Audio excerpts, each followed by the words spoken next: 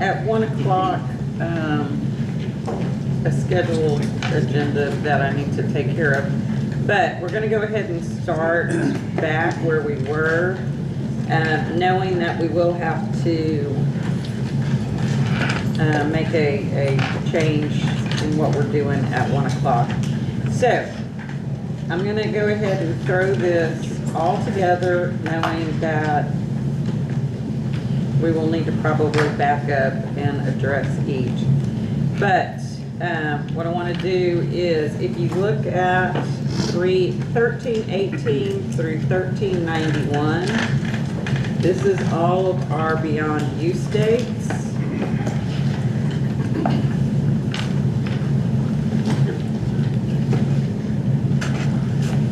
We can take them by category or just look at exceptions that we might have, whichever is the pleasure of the board. Category may be good. I'm sorry? Category may be good. Okay. 1318 through 25, or up to 25 is assigning the beyond use date with some guidelines that then go into the categories. Are we okay with the intro to that?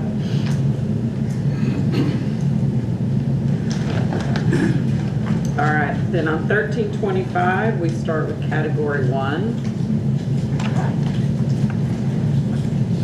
There's a typo, I think, in here. So on 1328, controlled room temperature, it has 20 to 25 degrees Celsius. So that is not our definition for controlled room temperature. I'm sorry, tell me which one again. Line 1328. It has controlled room temperature as 20 to 25 degrees Celsius. That's not quite correct.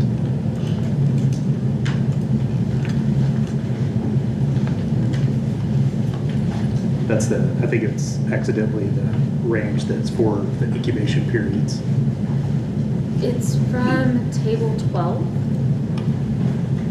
So that's page 29 and 30 of USP 797.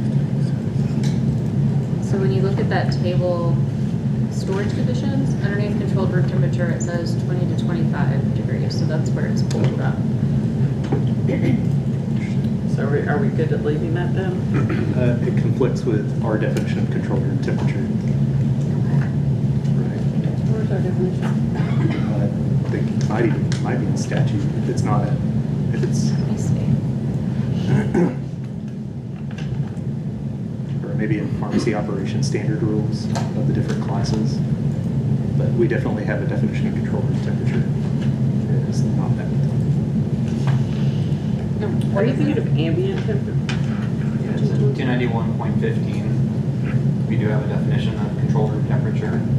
That is 15 to 30 degrees Celsius. Okay. What is it then? 291.15. And it's 15 to 30. 15 to 30 Celsius. So for consistency, do we want to change that definition, or do we want to change the definition here? You don't necessarily have to change the definition. You could just remove controlled room temperature and just say stored at 20 to 25 degrees Celsius if you wanted to stick with 797. So that's another option that's available to you. Thoughts? What does that Fahrenheit turn out to? 6977. I know 20 is 68. 15 to 30 is 59 to 86 Fahrenheit. Yeah, 20, 68, and 25 is 6877. 77. So what are you saying, Megan? So like Julie was saying, you could choose one of the definitions to go with. You could define it the way we have it now. You could define it the way USP has it, or on line 1328, you could take out the words controlled room temperature and just say when stored at 20 to 25 degrees Celsius. If you want to leave that other definition that we currently have there and keep this temperature range. 30 is how high? 86.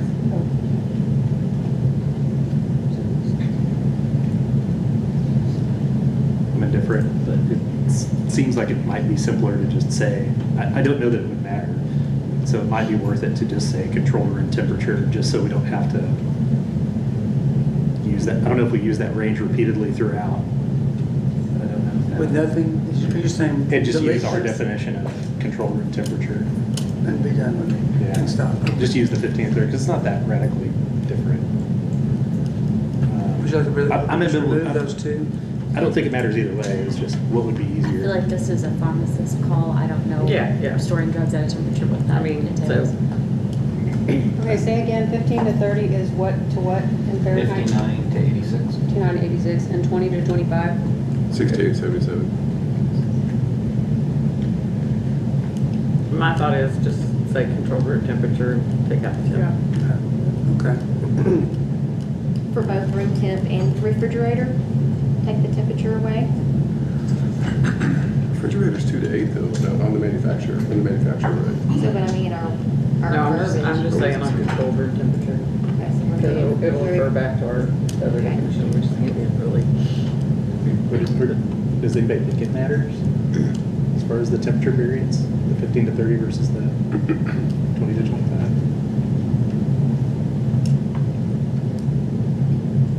I mean, when you look at manufacturers, yeah, they're gonna go with the other really. Okay. Well, we'll look up on line 1317. We do include a reference to 291.15. So I think it would be necessary to reconcile. Oh, Like if we leave the term in there, but we're referring people to 291.15, that's the temperature that would apply.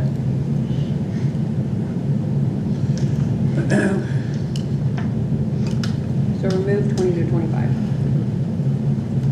Okay, any other comments as far as category 1?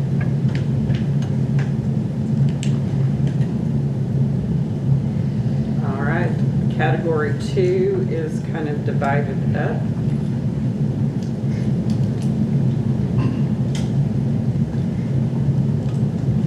And goes from 1333 to 1354.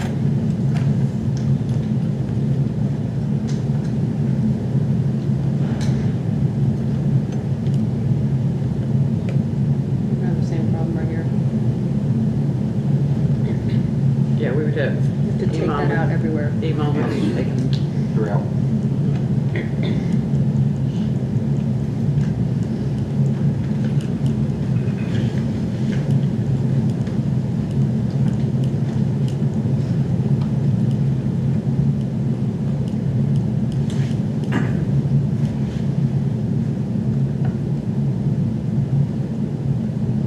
Are we okay with all of the beyond use dates?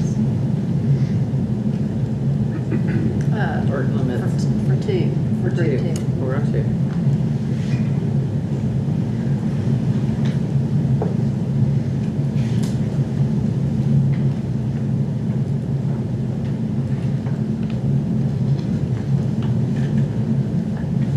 Good? All right. Category 3 starts on 1358. And this is our category 3 compounded in a clean room. We've got aseptically processed, terminally sterilized, and then category 3 compounded in sterile preparation and non-aqueous. So category 3, and then category 3 goes on. Also to 1373 through 1391. These are the additional requirements.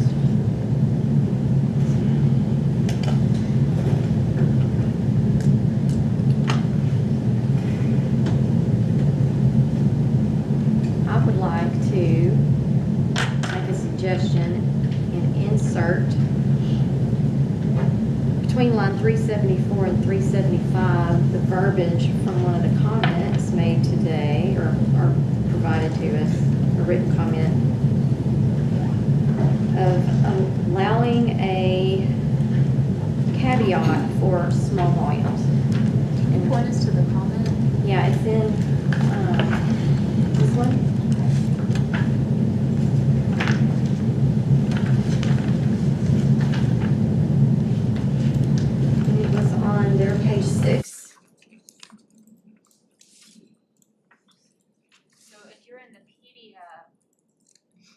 looking at page 145, I believe.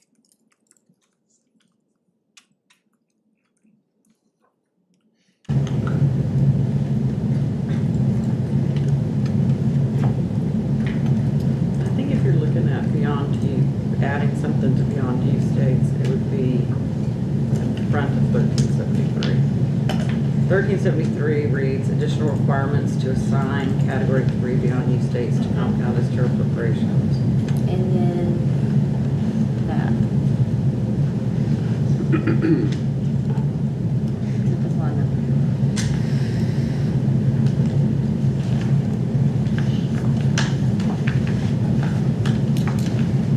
And this verbiage in this recommendation allows for making 12 or fewer dispensing units.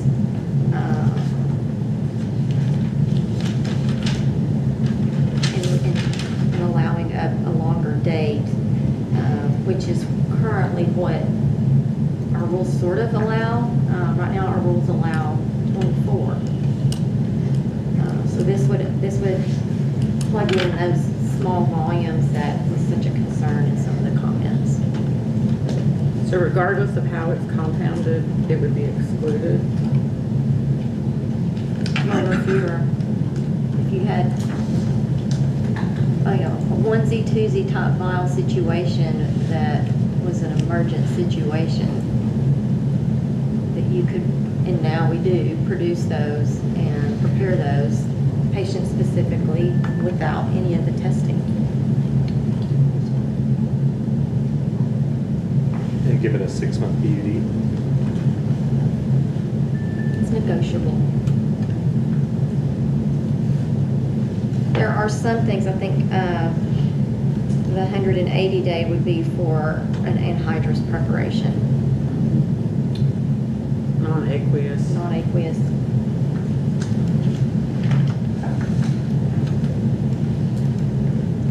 Which is something that USP didn't address, was non-water containing. We've heard, previous meetings, comments on that.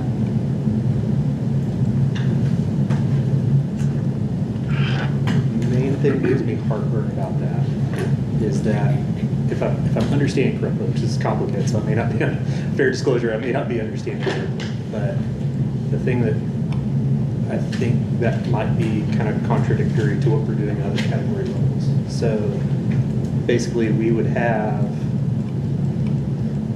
in category 3, if I'm dispensing 8 units of something, I would be able to, and it's made from non-sterile to sterile, I'm not doing any sterility or endotoxin testing, but I'm giving it 180 days. By contrast, I'm looking at if I'm looking at a sterile to sterile, where I have no non-sterile ingredients involved, so the risk is less of a contaminant at the end. I'm capping out at 10 days. So that doesn't make... Makes sense. I know. I think those other dates need to be extended as well.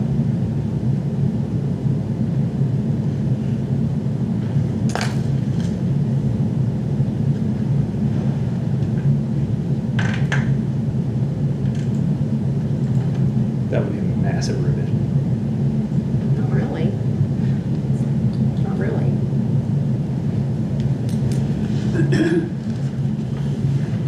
Okay, so I just want to go back one. So on category 2, we're good with a category 2 having a date of when it's non-sterile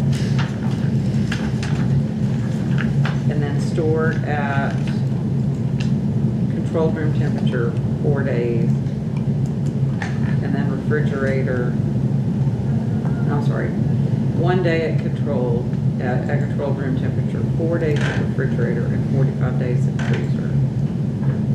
But now we're saying a category 3 would go to 180 days. We could put it in the category 2 section if that makes any sense. So if I understand the intent, right, so just kind of talking through it. So we have, when we're talking about the endotoxin testing and all of that, so we have where we've terminally sterilized, that's one thing we can do. We have aseptically processed, which theoretically they're all aseptically, everything's all aseptically processed, right? If we're doing it correctly. And then we have like the testing on the back end. So the idea is that we give things a longer BUD when we have a higher degree of certainty that they are unlikely to be contaminated, right? So it seems like For aqueous preparations. right, for aqueous preparation, sure.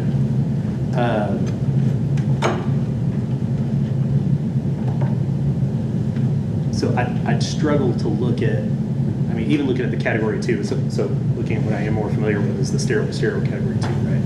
So looking at category 2, like those dates seem very reasonable because of, to me, from my perspective, because they're not, from a safety standpoint, because I'm not doing endotoxin testing, I'm not doing terminal sterilization. It's assumed that they're all sterilized. Right, which we don't require any of that right now. Right.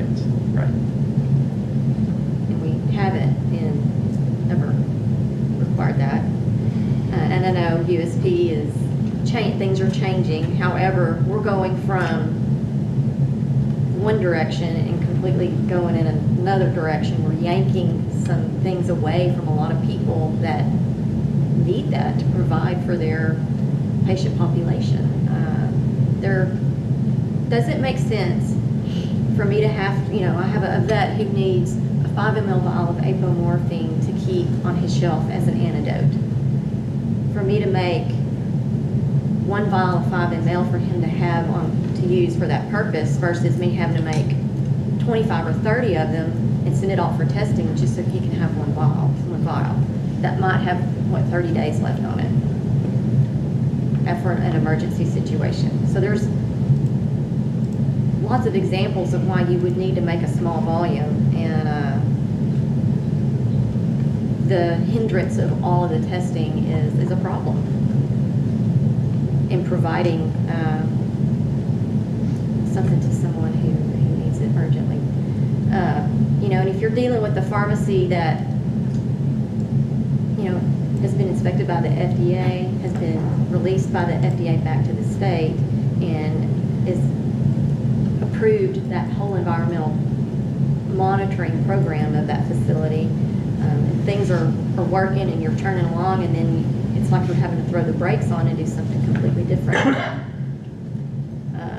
And it will affect patient access. And so there needs to be some type of carve-out caveat for the onesie-twosies. And what this recommendation was I thought it was a decent start at some verbiage to allow that.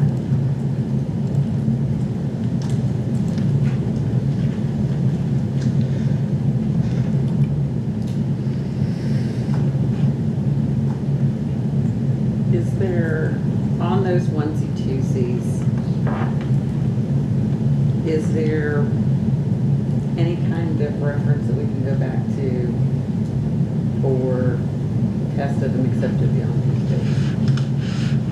There's no reference for beyond these days. Well, I know, that's, The problem right yeah, there. that's the problem right now. So, hey, Jenny, how is that vial on the shelf for 30 days in a vet's office or for an emergent situation? How do you know that is not contaminated if we've never done a sterility test on that? Does that work? Or how does that work? When you have just a small volume that you're doing just one. So when we do just one like that, we increase our monitoring of our fingertips touch plates Okay. and our surface plates. Okay. And so what we've been doing is we'll make a small batch, we do the extra testing, incubate that, and Okay. dispense it once, quarantine it and dispense it once it's. All right. So you've got We have safeguards in some, place. there's, yeah, Just a there's. little bit. Right. So that's Yeah. like an SOP, right? But it's not. That's for you. That's for Does you. everybody do it? Like- Is, I guess. That's how we, that's Right, how that's we what I'm do saying, it, it's yeah. your process, That's right? my process, to be able to sleep better at night, Yeah. Yeah, so. Got it. So I guess the question is, and I think this is what y'all are getting at, is how do we put, if we're going to extend the beyond use date, how do we put additional checks and balances. checks and balances, that's good, I was gonna say guardrails, but I like checks and balances better. Checks and balances in place to make sure that, You up the environmental monitoring. From what we're currently recommending is surface plates once a month and weekly on category 3. This would be even more often than that. This would be when that preparation is made. So you could be doing 3 surface plates a day if that's the business that you have. So the only problem with that is we're blending together quality assurance and quality control. Whereas the testing, the endotoxin testing, and all of those types of things that we send for sampling, that's quality control. Whereas what you're describing, the fingertips and all that kind of stuff, that's quality assurance. Those are not, and so we would be tagging in something that is, it's designed, quality assurance is designed to validate your process. But even with validated processes, there's not a lot of published literature on this, but one thing that is published is contamination rate. And so sterile compounding, and this is just sterile to sterile, this doesn't even include non-sterile. Sterile to sterile is about a little less than 0.3%. And that's under controlled conditions where people are monitoring them and they're trained and all those types of things. So something is always going to get contaminated. To think that we can be 100% foolproof is not the premise we want to proceed with under our rules.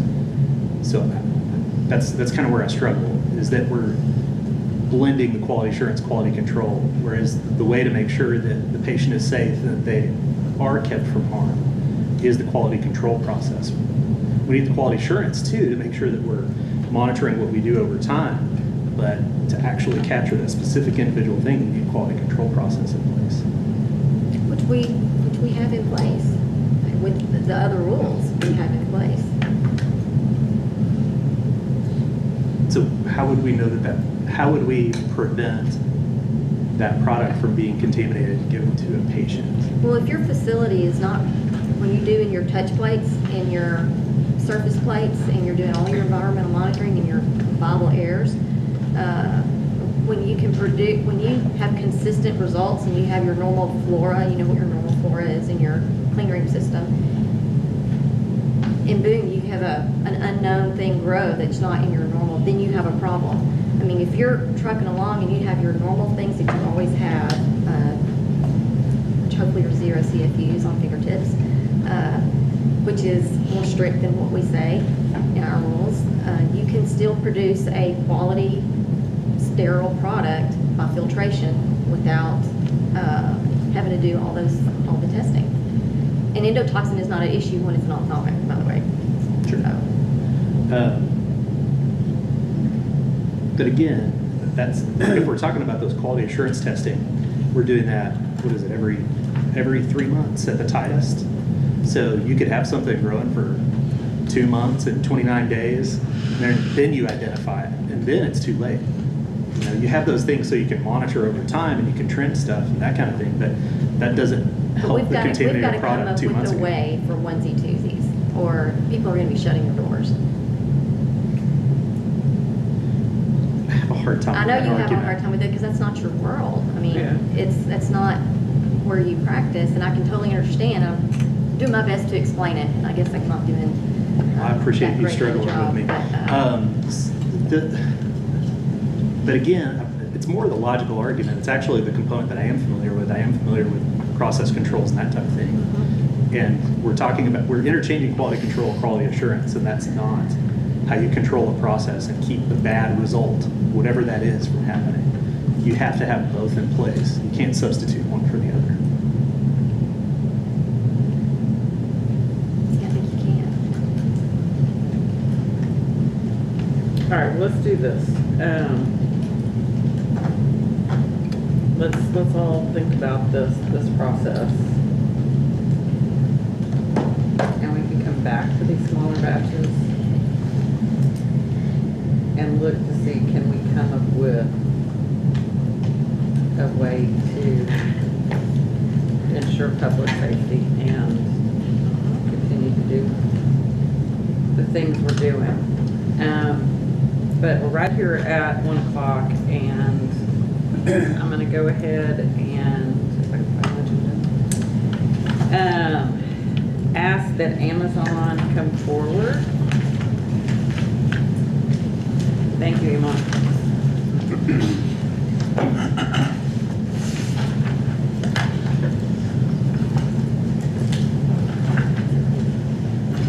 Yeah, we're at D1 in the agenda for those that are.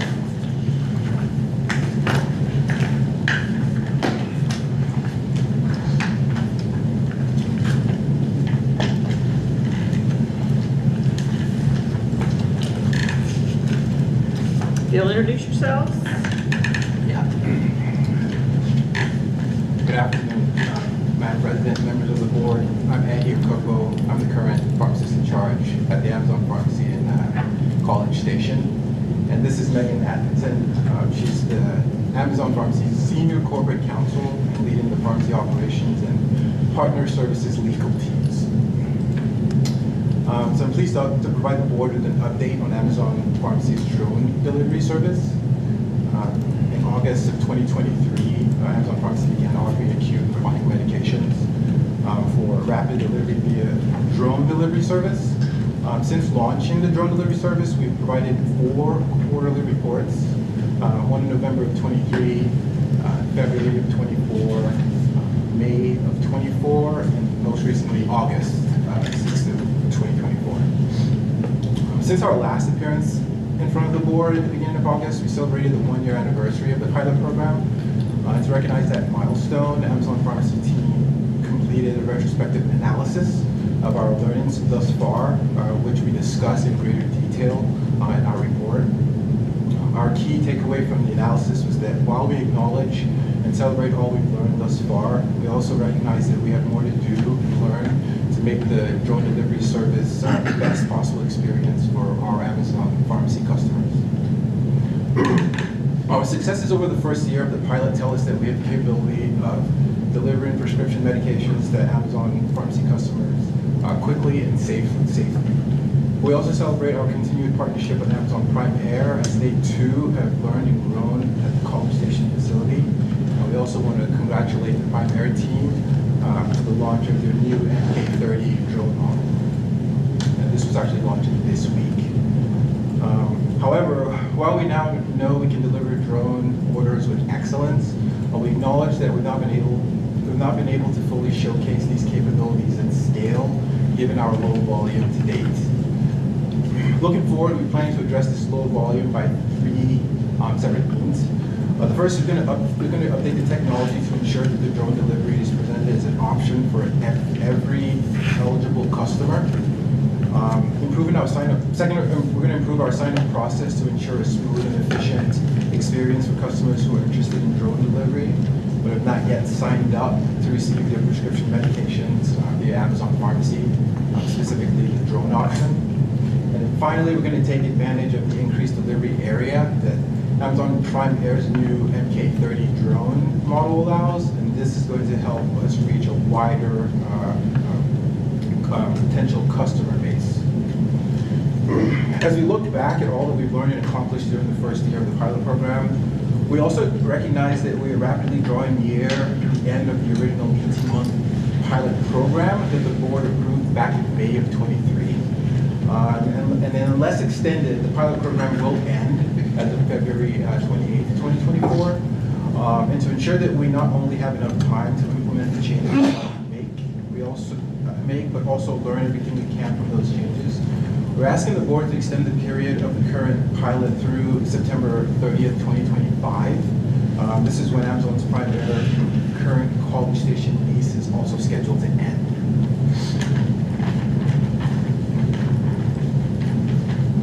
All that said, we've learned a great deal and successfully carried out safe and ultra-fast deliveries. Additional time will enable Amazon to scale our initial results and learnings to benefit more Texans. And as always, Amazon Pharmacy will continue to ensure choice, remove time and geographic constraints, and promote improved access, adherence, and patient safety through the successful operation of the drone delivery service. Thank you. Do you have any questions? Did you have any statements to make? So here's kind of what we've looked at. And what we would like to do is actually end the pilot project as of today, November the 5th, so that we can receive the final report from you on January the 13th. This will give you ample time to consider, to get that recommendation together, and that we want to receive the final report from you on January 13th in time for us to consider the recommendation and potential rule changes at the February board meeting. This allows Amazon to continue operating under the rule exception in the pilot project until the February board meeting. So it doesn't change anything for you, but what we really want is we want that final report at the latest by January the 13th, because it'll allow us to start moving forward for this. Gotcha.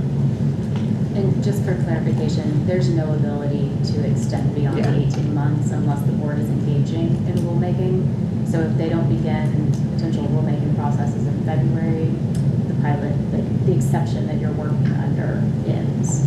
Okay.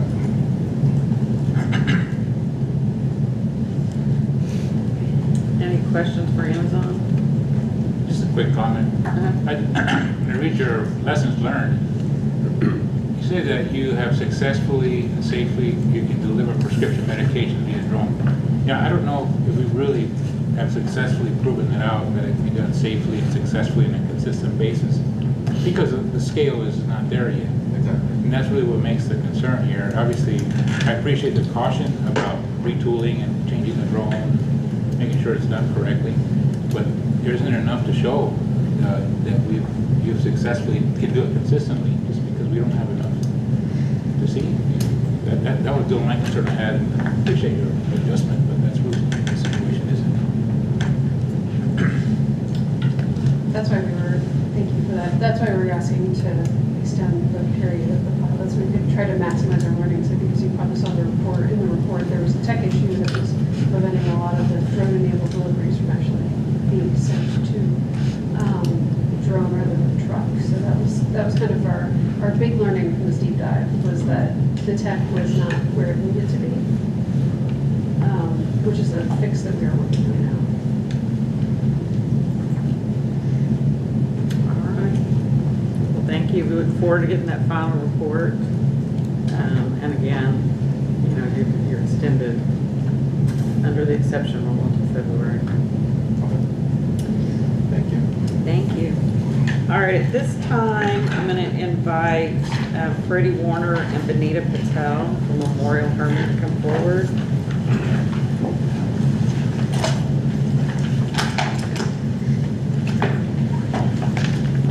Looks like you have additional guests, so if you would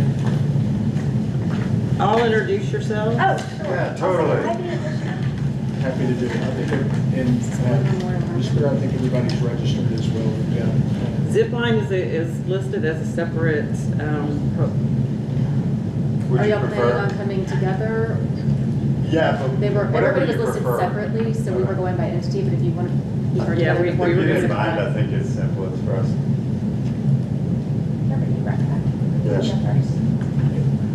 We'll start our presentation, and we were going to hand off as well, and they'd be available to respond to any questions that any of the board members have or any staff members have, if that's acceptable.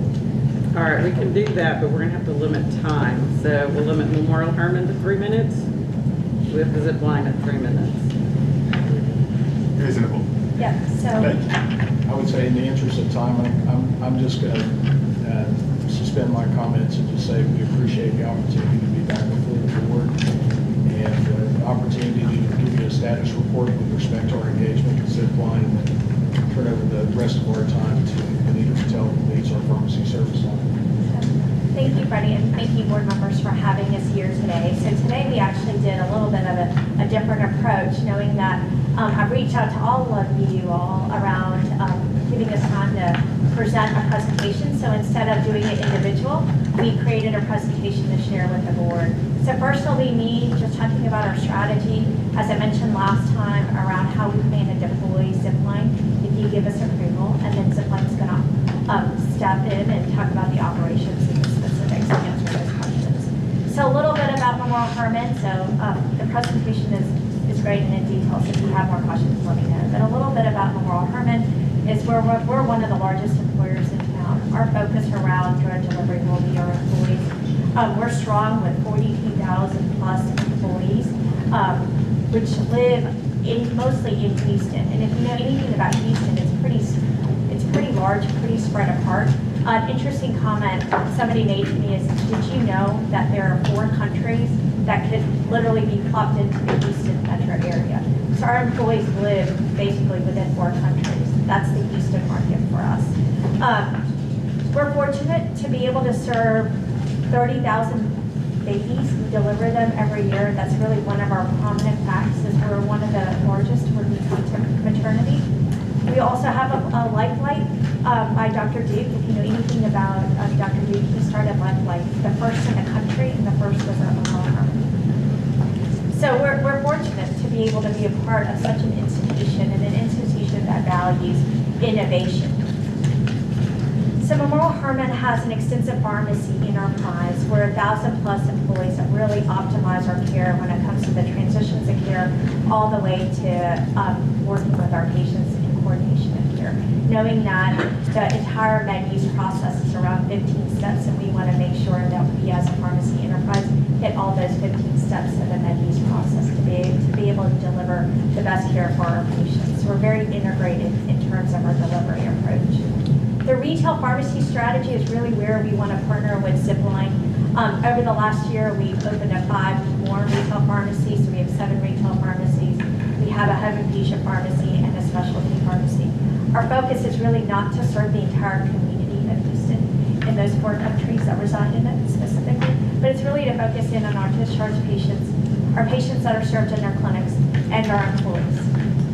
Our approach with Zipline is really going to be first to support our employees, because we know that if we take care of our employees, they take better care of our patients. So our focus is to be able to offer access and affordability to our employees. And one of those access vehicles will be, we hope, will be our drug. The proof is really in the pudding of why we focus Sickly Mind is around quality. We want to make sure that quality for our patients is ensured, and we do it in 3 buckets. And I call them the 3 A's. We want to have them be able to afford their medications. We want to provide access, and we want to get them to actually take their medications. So we deploy resources in all 3 of those buckets. Affordability and access are really our primary objective with Zipline, because if we can give them the medication and they can afford their medication, then anything after is great, right? Because they actually have the medication in hand to be able to be adherent to their medication. So the top 2 A's are access and affordability. So I appreciate Zipline being able to allow us to even give our patients the type of access that they need, considering we're so large in our area. The patient journey that I described here in the PowerPoint is actually a patient of one of my employees. He actually lives in the Woodlands, so if you know anything about that area, it's pretty remote. From Pearland to Woodlands, it's about an hour-and-a-half drive. We call him RR in my presentation. RR lives on a farm. He's one of our employees that gets served at our hospital. He also gets served at the clinics. But he doesn't get yet served by our specialty retail pharmacies. Why? Because he's like, I don't want to come back to one of your clinics every month to pick up my meds. Is there any other alternatives? So we offer carrier services. So we do delivery services using a carrier. But wouldn't it be nice if RR didn't have to wait either 4 hours or 24 hours or 36 or 48 hours to get their medication, his medication? He could easily get it within the same day using a drone delivery. So really, our mission is to provide access, and access that is as real time as we can make. So our ambulatory strategy, which is, sorry, I don't have page numbers, but really is to be a vehicle to be able to serve our patients using all of our pharmacy or all of our hospitals together. retail medications. We've already put retail pharmacies at 7 of our locations. Our goal is to have a retail pharmacy at all of our locations. We know retail pharmacies is the first step, right? And then after that, we are able to use courier services like drug to continue to provide them our maintenance services because they don't want to come back every time. I think my 3 minutes are over. Probably about 2.5, almost Yeah. 3 minutes over that. So Oh. I've already done We'll your keep it six. very, Then I'm very sorry. Yeah, so Okay. I've already kind of got your 6 minutes in there, so if y'all can Did keep you it need really us to brief. state names or anything? Yeah, if you'll Okay, introduce yeah, yourself. Connor French, Chief Regulatory Officer at Zipline, and this is Kevin Patel, who's our General Counsel. Really wanted to be here in part to answer any questions alongside Memorial Hermann. What our presentation goes into, I love talking about Zipline, but I'm going to spare you all that given the time constraints and not trying to just overly talk about what we do. But what we tried to show in the deck is focus on sort of the needs of compliance as we see it within delivery rule. Also give a little bit of an overview of what it looks like from the pharmacist perspective, in terms of order, and the customer's perspective in terms of the flow of order placement through delivery, all the way through.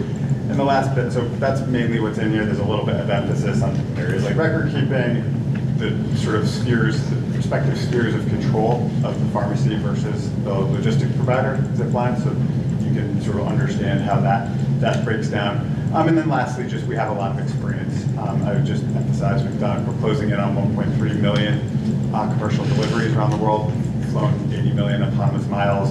And then, in the United States, we started with pharmacy storage and delivery in North Carolina in 2020.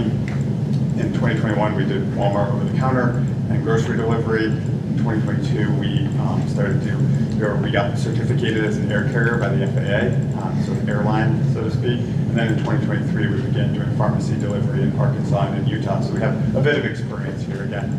But it's of course new. So hopefully that was the 30 seconds you were looking for. Good. All right. Board members, any questions? This is.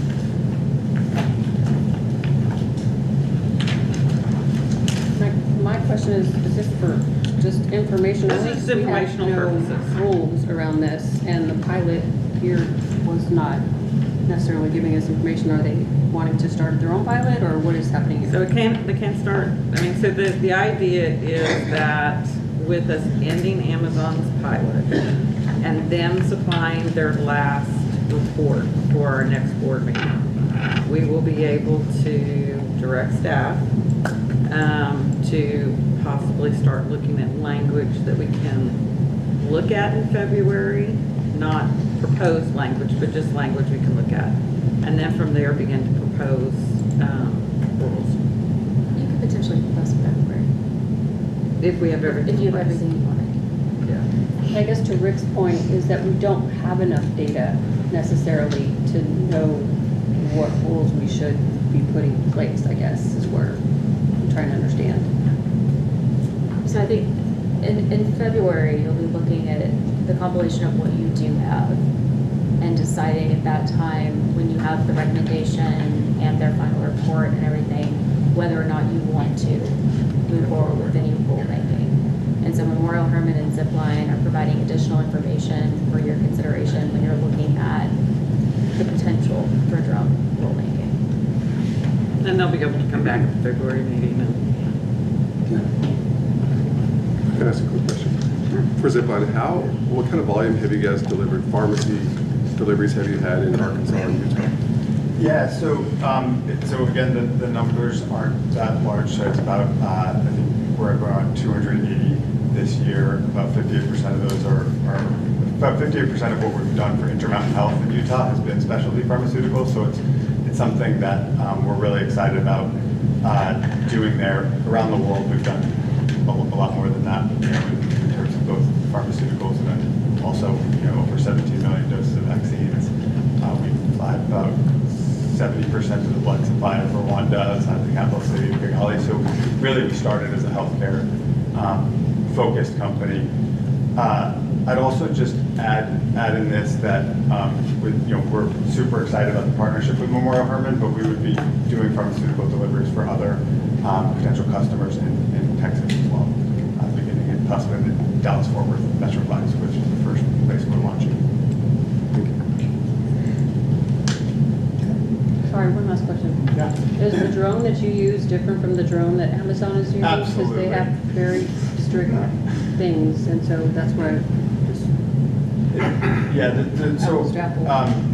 the sort of video is better than my monotone, but the way I can describe it is the package gets loaded, so by the pharmacist.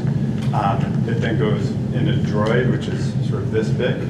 That goes into the belly of an aircraft, which then delivers, and the aircraft stays about 300 feet off the ground, and it drops down the droid, which places it so it could be placed on the table in front of you. Again, that's not to say this is a better or worse model, but it's definitely different because we're both airline and a OEM or a manufacturer. So we design it. You don't have to have a target or anything like that? Sorry? You don't have to have a target placed out? No, not at all. We can work with a customer to select a specific delivery area. A lot of the controls that we put around the whole process are that folks can select a 15 to 30 minute delivery window. There's a number of other sort of notifications and record keeping features that we can ensure that there's end-to-end custody. Is that page 22? Yes, that is some of it. And then there's like sort of a summary of the chain of custody right before record keeping. So call it 24, but I really don't know if that is up real. The penultimate slide in the zip line section. Julie, can we get an electronic copy of this? Or is that allowed? We would certainly be. There's a video embedded in that, which I do also think is, it's just instructive for people to visualize something when it's new. Nice and good. I would send that would be great. Definitely. Any other questions? All right. And I would just again offer that if any other information is helpful for the board, like sort of asynchronously outside of this meeting, please do let us know, because we appreciate you guys having us here. Thank you. All right, Caroline, I did not see. Did Will come in? Agree. Oh, I see him now. Thank you. Okay, so also on our agenda is our PRN update, which was clear for 115. So Caroline, if you'll come forward, and Will.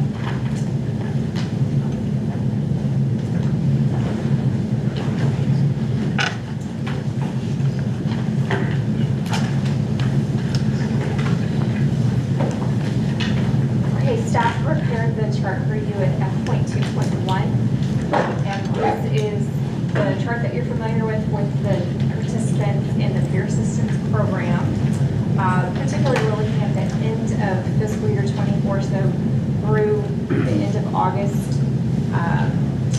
This completed FY24 numbers. So the top chart is the total number of participants at the end of fiscal year 24, broken out by their license type.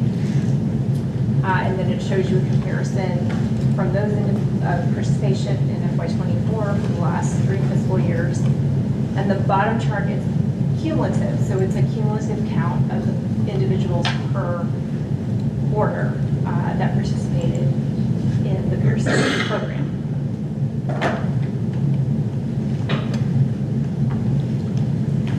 Any questions for Caroline? All right, well, we're very grateful that you're here. Do you want to go ahead and go through your report? Sure. Good afternoon, Madam President, members of the board and staff. My name is Will Turney, and I'm case manager for PRN.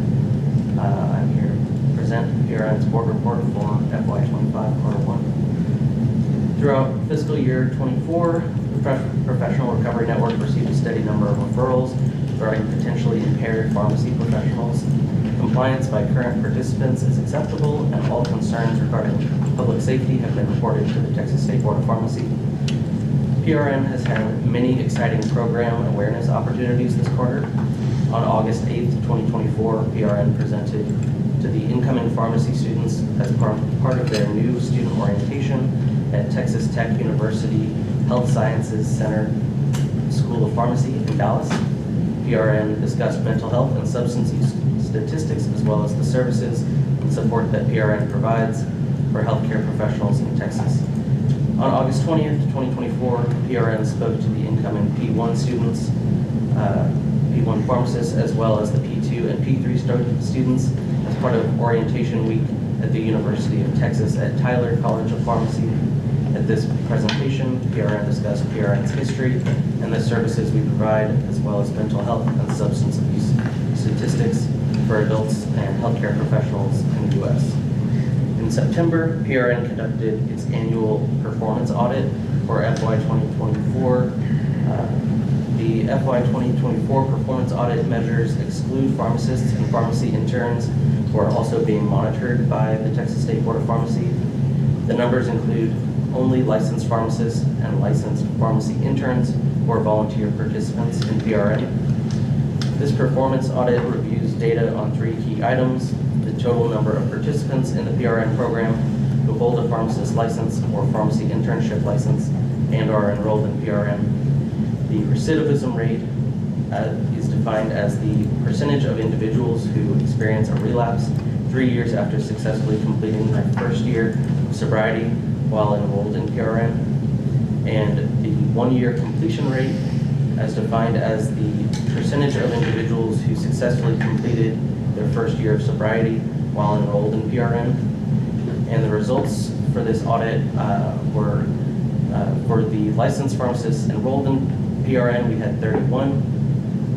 For the licensed pharmacy interns enrolled in PRN, we had 4. The recidivism rate for FY 2024 was 0%, and the 1-year completion rate for FY 2024 was 88.9%. The Legislative Budget Board numbers for September 1st, 2023 through August 31st, 2024 was submitted to TSBP on September 10th, 2024. LBB numbers include all licensed pharmacists and pharmacy students enrolled in the PRN program. We had 4 volunteer pharmacy students, 3 board-ordered pharmacy students, 31 volunteer pharmacists, and 42 board-ordered pharmacists. And then I believe you have the attached expenditure report for fiscal year 2024. Any questions? Thank you. Any questions for Will? All right, we thank you both for the report, and Will, we thank PRN for all that they do for us. Of course. Thank you.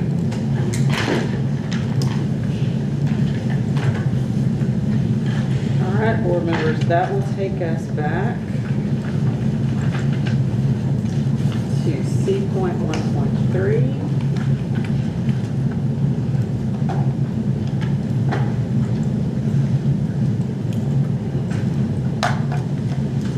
And my suggestion at this point might be for us to mark that we need to come back to beyond use date for those smaller batches. Thank you for coming back along.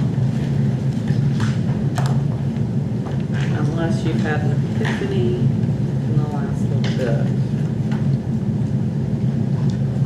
Just wanted to make the comment that we have a practice standard that literally starts with, this is the minimum practice standard in its language. We have recommendations from a task force that this board put forward. And the change that we're talking about adding is not necessarily in addition to, because we've thrown some additional things in throughout, but it is contradictory to both of those things. And I think that it fundamentally gets away from what we're trying to achieve with the revisions to the chapter. I don't see how that change improves public safety. I just don't. It does not make sense to me.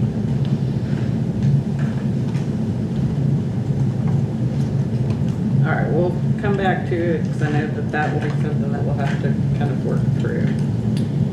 Okay, so primary engineering control devices, that was 1412 through 1590. I'm sorry, 1509. Were there any objections or comments to this section? It was pretty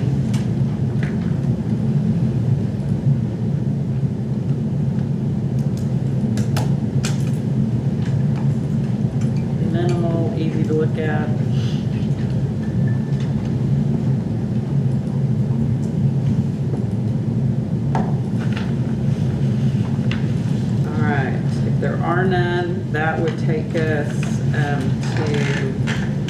personal cleansing and garbing, which would be on 1686.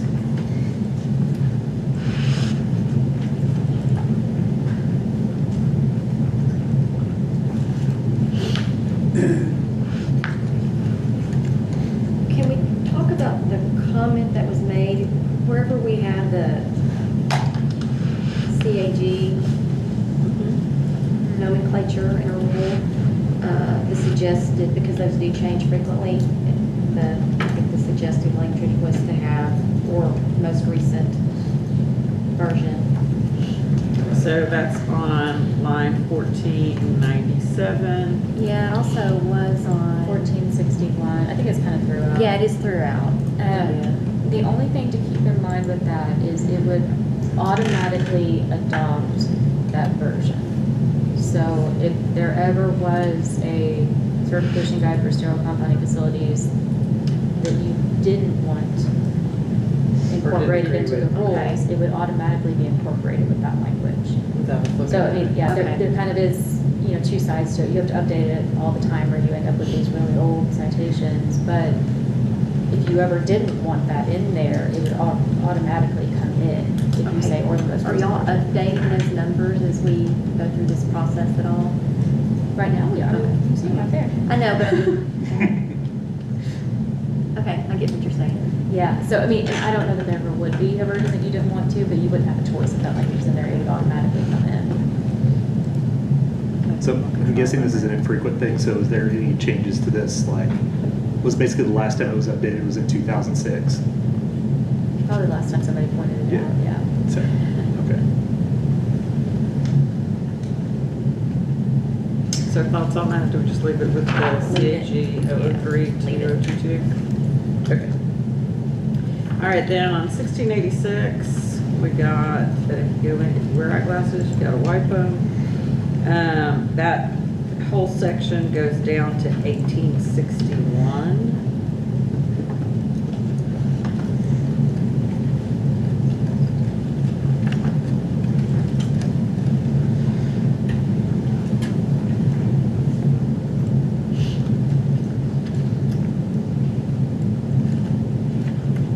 Again, this all involved the garb being donned and doffed, the minimum garbing requirements for 1 and 2.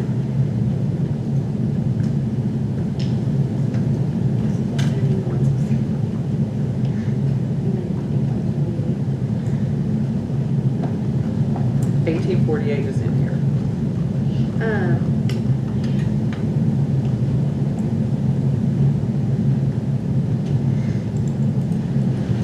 1848, although is a complete section that Yeah, was. so it's actually 1851, because I'm printing out the whole version.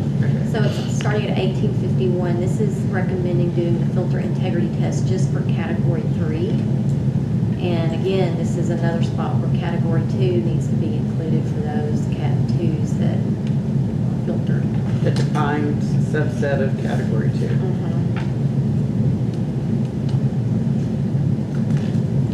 And that's on 1852. Let's start. And 1856, come on.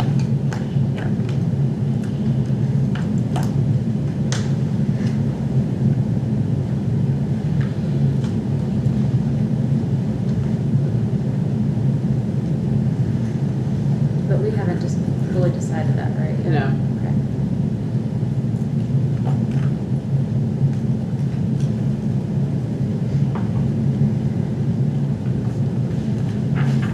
Is that the only possible change being suggested in that area, that section?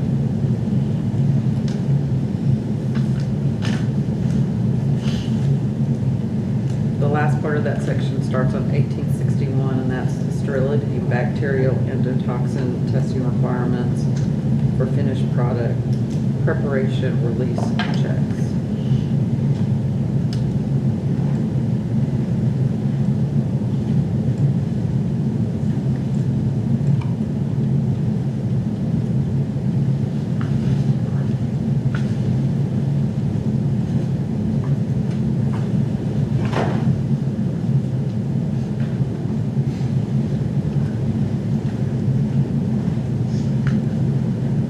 Or any other thoughts?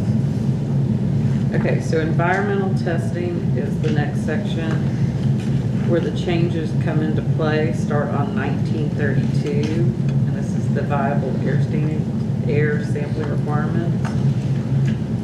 1953 was the manufacturer's instructions being followed for the operation of impaction air samplers. 1965 through 86 was incubation procedures. And the 1987 through the end of that section is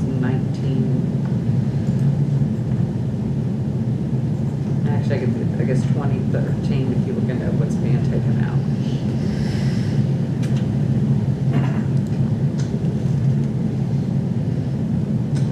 Were there any concerns over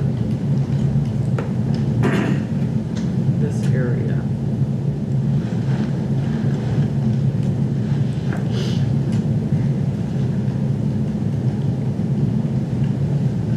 I'm not concerned, but just whenever we do choose to go back, just so we put a footnote on it, when we choose to go back to look at the concurrent media growing, we may, instead of wordsmithing, we could consider language that's currently in 1974 and 1975. So when we go back to that, if we decided we want to do that, we could probably pull that. That was the alternatively to shorten the overall incubation period to sampling media devices may be collected for each sample location and incubated concurrently.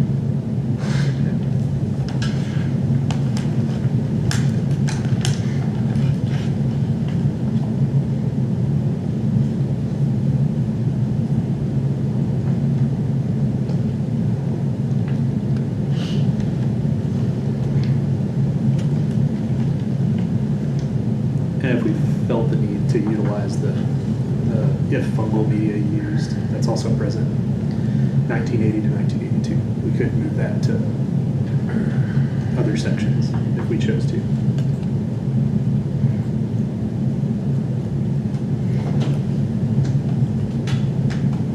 So that same verbiage with regard to incubation of media fields and surface samples and fingertip samples, all of the incubation procedures.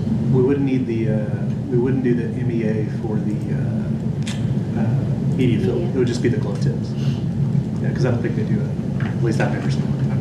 I don't know that they make a liquid MEA. Not that I've seen. No. Maybe an opportunity for somebody. Any other comments in this section?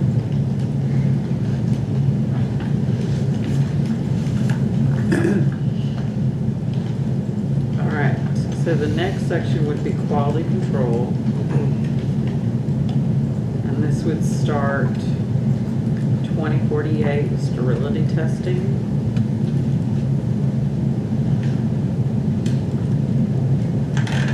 And would take us down all the way to 2109.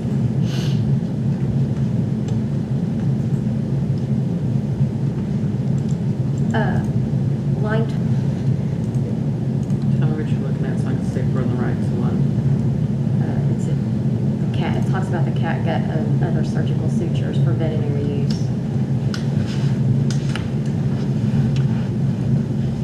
I came right out of 797. I know, but it was also written for anybody who's doing sterile compounding, so it's also written for veterinarians. I can't imagine that being in any pharmacy, whether a hospital or retail. And I think we should strike lines 2087 through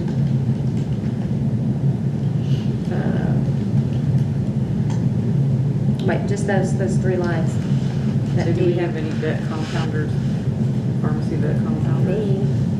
I know you, but we have that big group that we just, so we don't think that that's needed at all.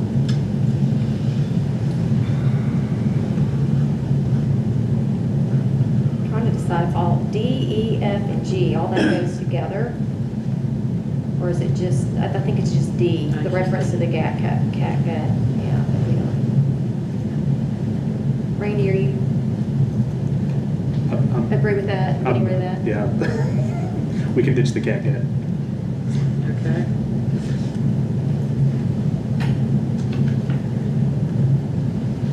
Is everyone in agreement with that?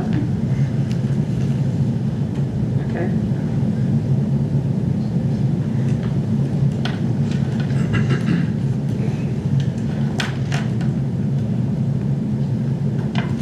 Anything else as far as testing?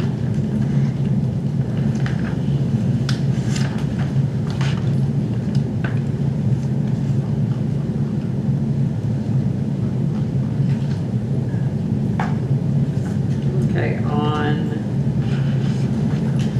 2122, we start the subsection on records.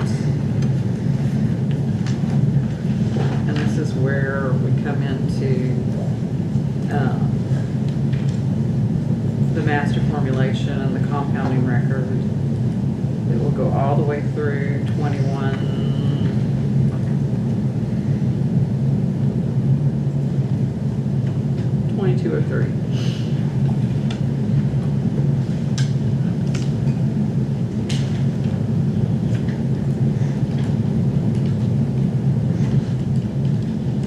Are we good with what we have in here?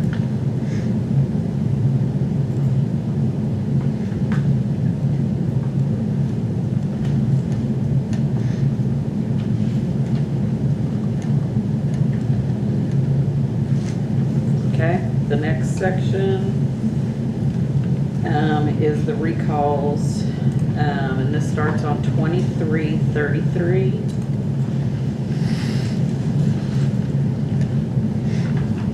And it's the distribution of any affected compound sterile preparation is determined, including the day, quantity, and distribution, quantity of distribution, with a labeling of the sections underneath.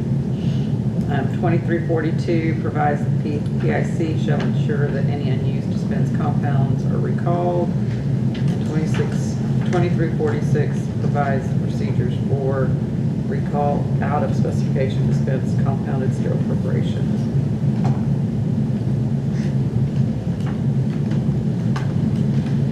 And then 2353 is the SOPs for recalls. Any thoughts or considerations there?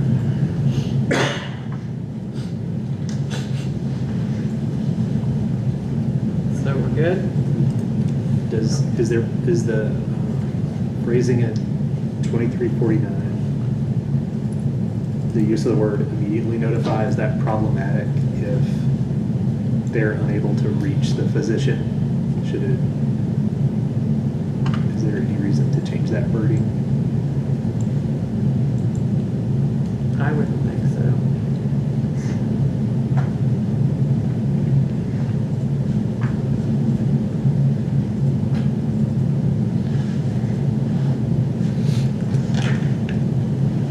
Any thoughts on that? So you want to strike out immediately and just say notify? Probably leave immediately, because just saying notify, I could do it in 10 days, 100 days, whatever. Yeah, Just 2 years. immediately, I mean, we do this for stuff in retail. Yeah, it gives it a sense If you of don't get the urgency. doctor, you document that, you call again, but, I mean, there's no reason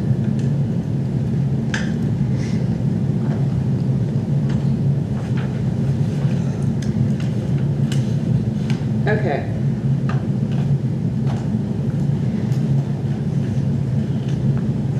So we have a number of things that we need to go back and look at and we need to think about. We also have considerable amount on the agenda that we need to take care of. My recommendation would be, since we've gone through this right now, is to go ahead and look at the other things we have on the agenda and then come back to this. And then we can go through the list of things that we've come back, that we need to come back and look at. Is there any objections to that? No. Okay.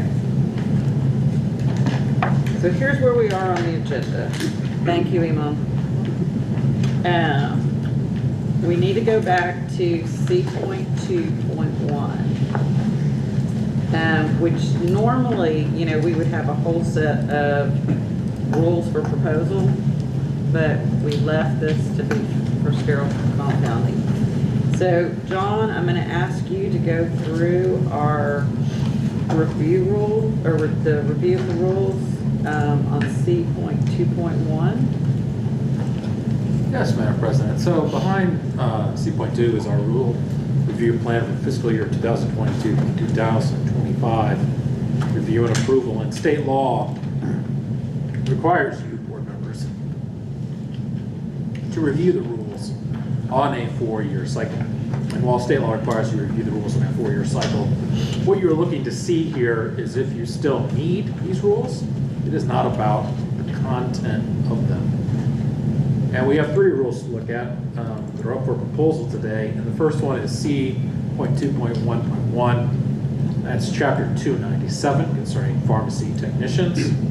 The next one is C.2.1.2, Chapter 291 concerning pharmacies. This is services provided by pharmacies. And finally, C.2.1.3, Chapter 291 concerning pharmacies. And again, these are up for proposal. All right. If you agree that we still need these 3 rules, I'll need a motion to propose. I'll make the motion. Donnie has made a motion to propose, and Donna has seconded. All those in favor? Aye. Any opposed? John, the motion carries. With that, we've already taken care of D. We're going to go to E. So, Danny, you want us to give us some reports on PMP groups? Yes, I'd love to. The only thing is we didn't have the prescription monitoring program advisory committee. We didn't meet in the fall because of scheduling conflicts. And on E.2, the interagency prescription monitoring program work group, there wasn't a reason to have that work group either. So no reports on this section. That would take us to F. So, Ruben, you want to come forward and take us through financials?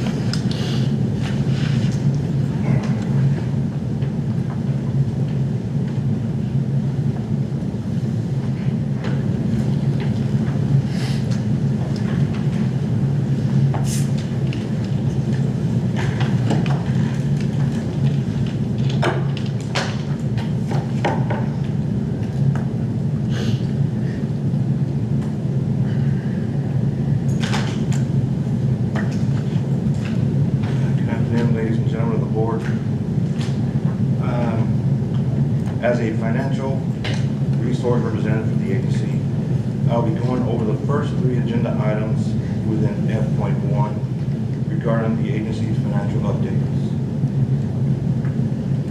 I want to start with the financial document provided to you, starting with F.1.1, which is the agency's cumulative review of fiscal year 24 fourth quarter expenditures. This report reflects the agency's expense standing as of the end of August, fiscal year 2024.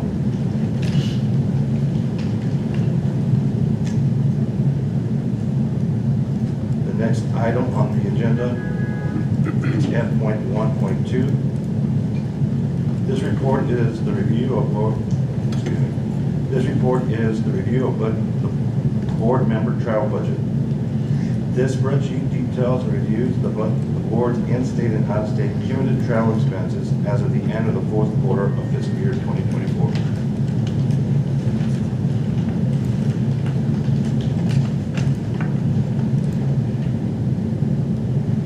And lastly is agenda item F.1.3. The spreadsheet provided to you reflects 2 items for consideration of material changes to contracts for goods and services for board member review. Do you have any questions? Do you have any questions for Ruben? We don't need, there's no action we need to take. Ruben, we thank you for all the work that you do and for the great reports. Ann, I believe that you're gonna come forward and update us on LAR.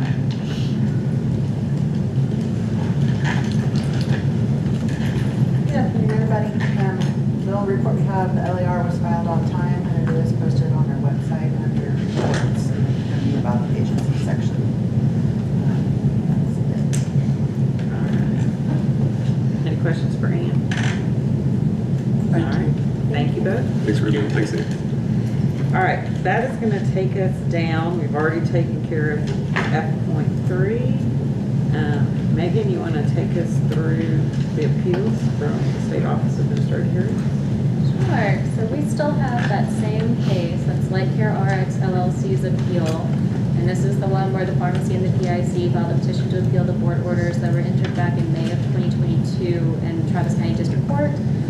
As you know, an attorney from the Attorney General's office has been appointed to handle this case, and back in August of 2022, OAG filed a plea of the jurisdiction, request for hearing, and original answer.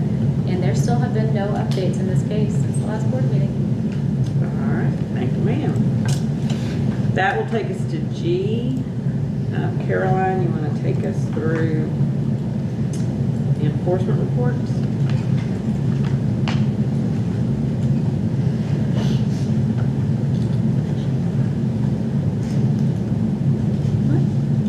Should we do the PMP report first?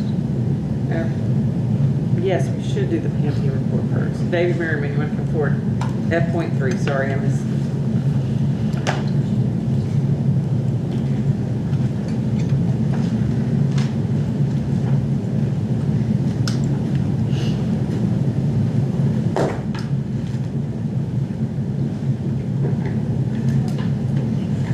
Good afternoon, members of the board. There were actually no major program enhancements or feature updates during the fourth quarter of fiscal year 2024. I would like to highlight some of the PMP stats that were collected from the fourth quarter of fiscal year 2024. These can be viewed on the summary stat sheet, which can be found on tab F.3. Please note there are two summary sheets there. The first one corresponds to the quarterly data, which I'll be summarizing. The second one corresponds to a summary of the entire fiscal year. During the fiscal year 2024, quarter four, there were a total of 5,871 new registered healthcare users that were granted PMP accounts during this quarter. By the end of the quarter, there were a total of 200,612 active registered healthcare PMP users. 96.5% of eligible pharmacists are registered with a PMP account. 86.4% of eligible physicians are registered, and 85.1% of eligible PAs, physician assistants, are registered. During this quarter, there were a total of, regarding searches, 81.5 million searches. Of that number, 48.8% of the searches were conducted by pharmacists, while physicians conducted 38.4%. Additionally, out of that 81.5 million searches, 67 million were integrated electronic health record searches rather than manual PMP searches. And that represents 83.3% of the total number of searches conducted. Finally, the graphic at the bottom right of the stat sheet illustrates that the states and entities that Texas has data sharing agreements with as of the end of the quarter. As noted previously, Texas came to a data sharing agreement with South Dakota in June, which brings the total number of entities that Texas shares PMP data with to 38 as of quarter's end. With that being said, in September, we again came to another data sharing agreement with Wisconsin, the state of Wisconsin, and that will be reflected on the next data summary sheet the next quarter. Any questions for David? All right, thank you so much. Thanks, Dave. All right, now Ms. Caroline.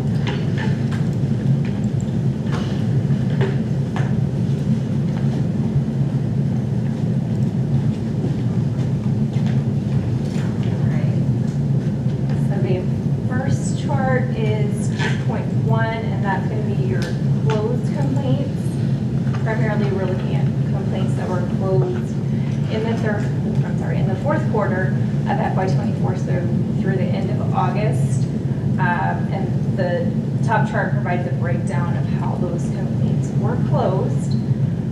either without disciplinary action or with disciplinary action.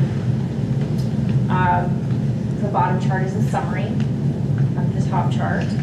And on page 2 is the quarterly average between the fourth quarter of FY24 with the last fiscal year of FY23 numbers.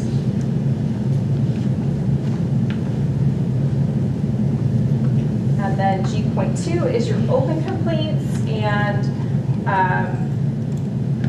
so as of when this was prepared was October 2nd, 2024, you have the number of open complaints and their agent categories.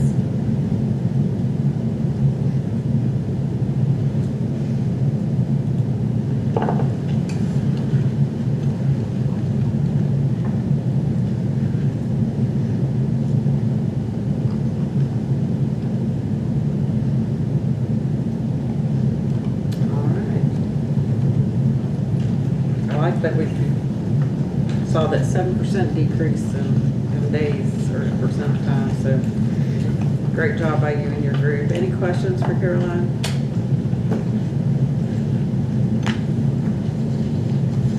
All right, thank you, Ms. Gray. All right, Megan, you want to take us through the disciplinary orders?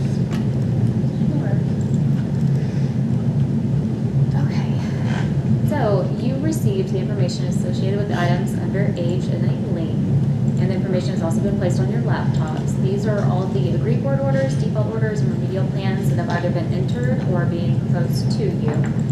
So in H.1, we have a report on all the orders that have been entered by Danny as the executive director. These are the ones that you have authorized him to enter. This item does not need a vote and is just for your information. So if you don't have any questions on these, we'll move on to the next part, which is H.2 and H.3. H.2 are the proposed agreed board orders and default orders, and H.3 are the proposed remedial plans. These include both orders and remedial plans resulting from informal conferences and those proposed by mail per your previous instructions. You'll notice for the orders resulting from an informal conference, the chart indicates the board members that were at that informal conference. If you participated in the informal conference, we would automatically recuse you from that vote. So unless you have any questions about these, we would need a motion to approve the proposed agreed board orders and default orders and the proposed remedial plans. So that's both items H.2 and H.3. Move. Donna has made a motion to accept the disciplinary orders. Ian has seconded. All those in favor? Any opposed? All right, other than I and J, that takes us through the business part of the meeting and allows us to now simply go back and concentrate just on C.1.3. It is now right at, although my clock does not work, 1.5 or 1:56. Why don't we take a 15-minute break, come back at 2:15, and then we will dive into our areas of consideration. It says stand up.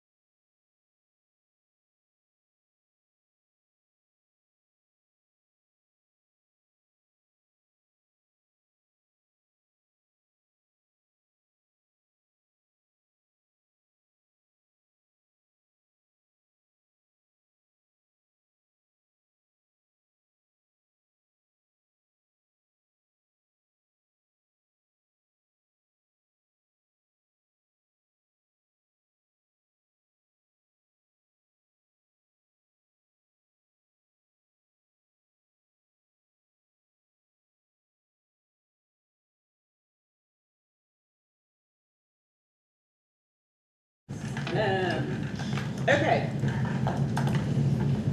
We are going to go back to C.1.3. And I wanted to thank everybody for allowing us to get through the rest of the agenda. I did not want staff having to worry about when they were going next, so it allowed us to take care of them.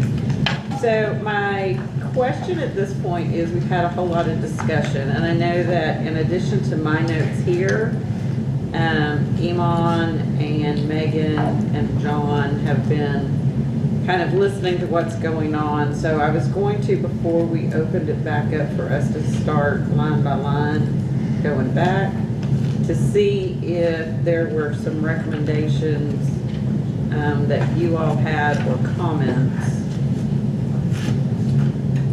So I'll turn it over to the two of y'all if you have something. So in looking at the written comments that we received, there are a handful of things that we think are probably right. And just wanted to point those out to you. So the first one is line 166, 169, and 172.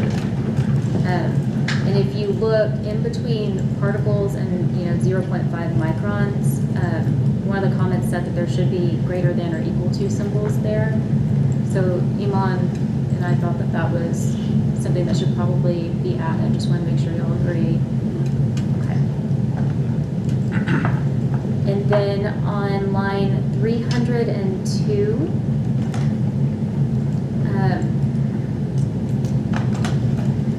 maybe it's not line 302, 303.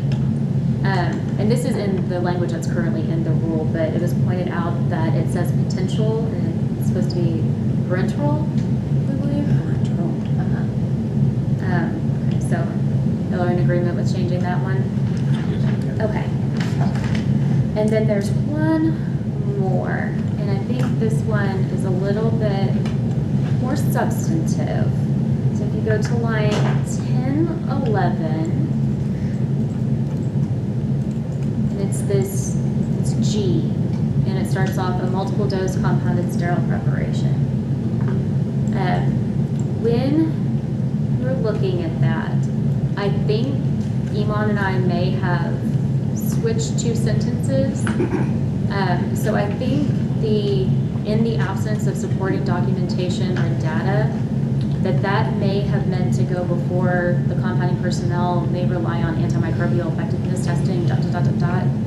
And then that sentence that we have there paired with that should have been after it.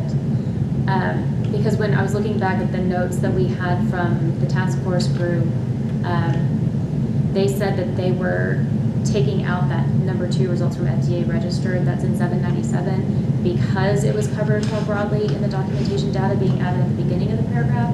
So I think when we were drafting it, we just flipped 2 sentences unintentionally. And I realize that is, a little more substantive than the other 2 that I brought up, but I just wanted to point that out to you, that I think we may have accidentally flipped it, and when we did, it had an impact. Which sentences need to be switched again? I'm sorry. The second one is... So it says right now, in the absence of supporting documentation or data, an aqueous multiple dose compound sterile preparation shall additionally pass microbial testing. I think that second part, where it starts with an aqueous, was meant to be a separate sentence. And the sentence that comes after it, compounding personnel may rely on antimicrobial effectiveness testing conducted or contracted for once each formulation, all of that was supposed to have that lead in the absence of supporting documentation or data. So I think basically we pasted the aqueous one up where we shouldn't have, and it bumped the one that was supposed to be attached to in the absence of supporting documentation down further than it was supposed to be. I hope I'm making something close to sense right now. And so, I mean, that it comes out of This in absence should be here. What's So the aqueous multiple dose compound preparation sentence go? Supporting documentation. it would go directly underneath. So that what would happen is this. What's the third sentence now? I guess would be bumped up behind that lead in the absence of supporting documentation or data. And So it would bump up and become the second sentence, and then an aqueous multiple dose would become the third sentence without that lead-in the absence of supporting documentation or data. And I think some of the comments point out that that this was narrower or more restrictive than 797, and that wasn't the intent. The intent was actually to make it a little bit broader, but because we accidentally switched those sentences, it narrowed it.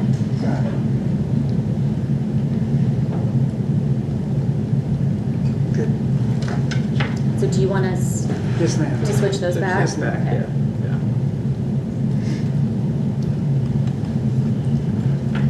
And I don't know the line, but the other thing that I know we didn't talk about, but it's not really in what we were gonna go back to, is I think that Ryan Rue and Kelly Reese had a good comment as far as instead of auger plates, putting sterile sampling devices,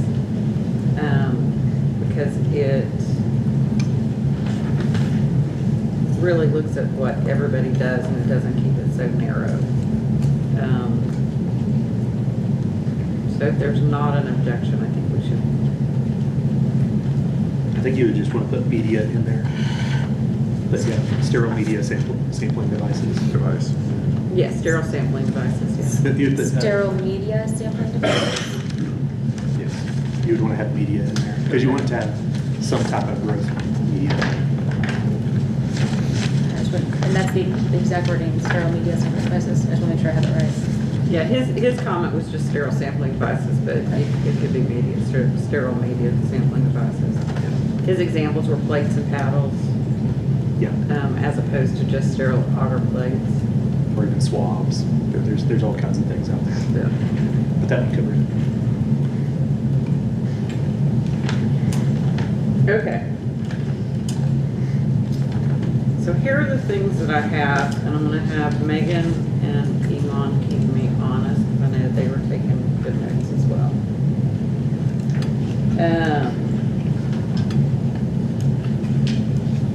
In definitions, we wanted to go back to, in definitions, we agreed on the shall versus must, and we all understood that.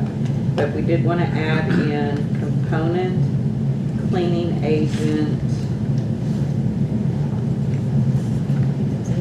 and that was it. We took out the other. And then on line 380, the addition of the sterilization filtration, we agreed on that. So our first thing we really needed to go back and look at was line 519 to 522.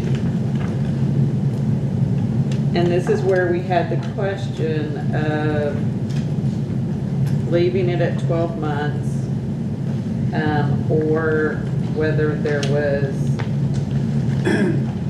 either additional language needed for media fill, or we needed to reference media fill, or we're just good with the 12 months. So the question came up was with the media fill being at every 6 months.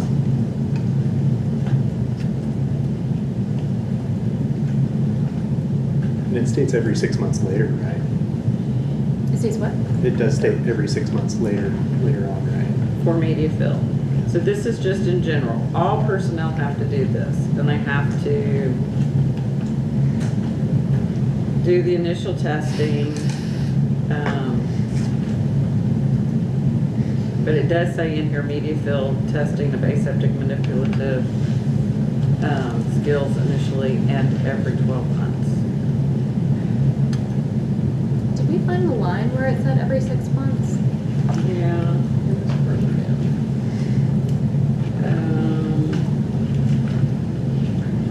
Was it just a little bit below?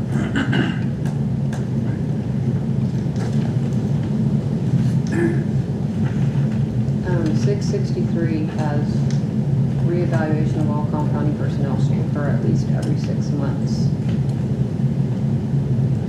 And then it says rebudget.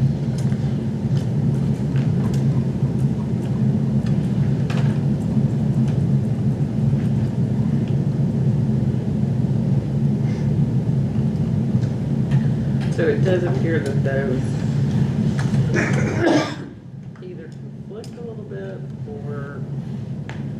we're asking for something additional. What I would suggest is you do 2 sentences for that B. So all pharmacy personnel preparing sterile preparations, that's what I'm saying, shall perform didactic review and pass written testing initially and every 12 months.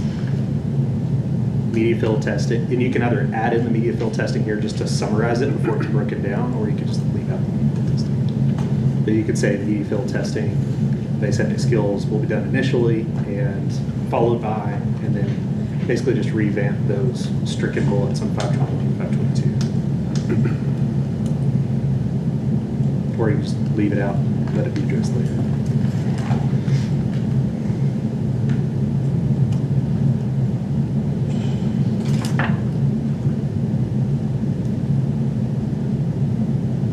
Thoughts on that? Iman, do you know specifically what their task force was thinking, or? I do not. Well, they have in their chart that it's,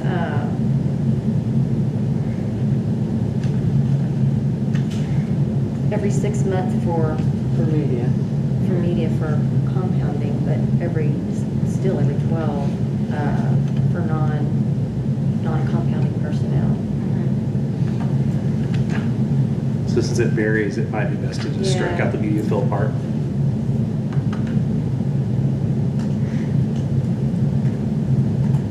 Right, you just strike out media fill and it would make this 12 months correct. Yeah. And then the media fill is addressed later on.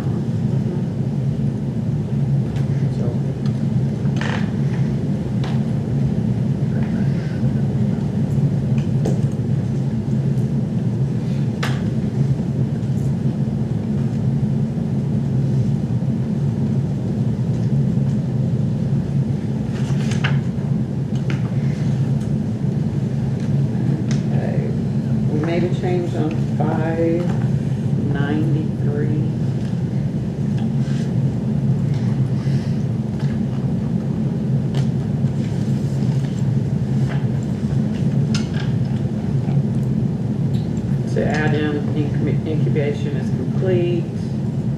Everybody was good with that. The next one that I had marked for us to go back to was 641.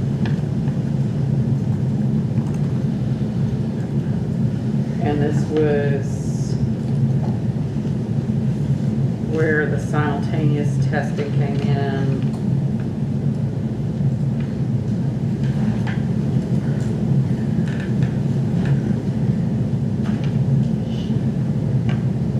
I thought there was some language in another part that.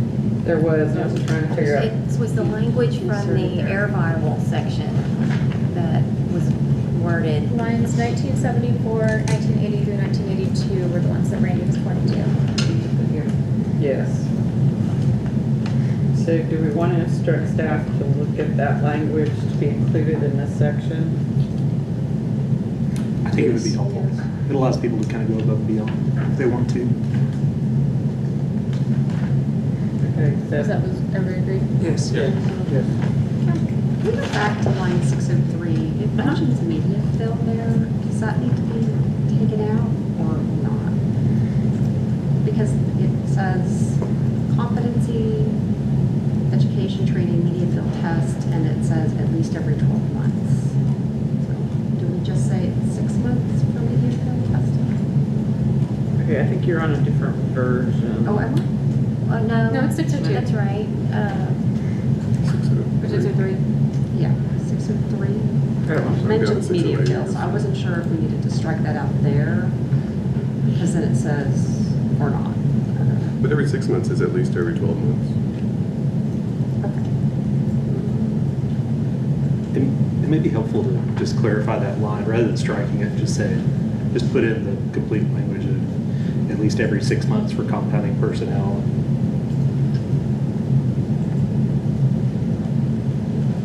And every 12 months for Because it doesn't differentiate, right?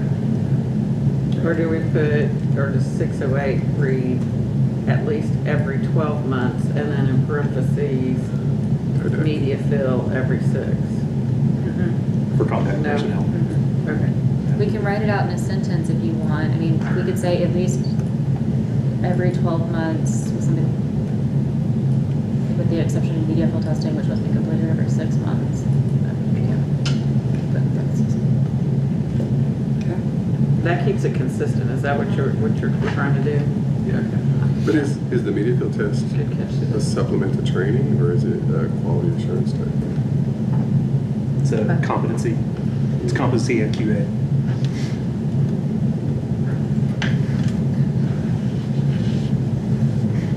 Can you add that, Megan? With the exception of media fill testing, which must be completed every 6 months. Thank you. For compounded personnel, right? Well, the lead-in for 602. The lead-in for 602 says pharmacy personnel. Yeah, so I'd probably say for compounding personnel, like at the end of that.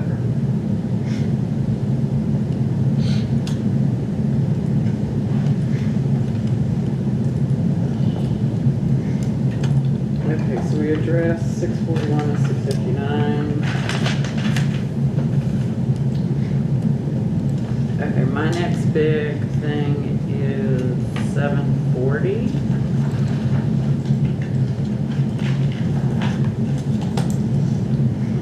And this is the line that says the maximum batch size for all preparations requiring sterility testing shall be limited to 500 final yield bits.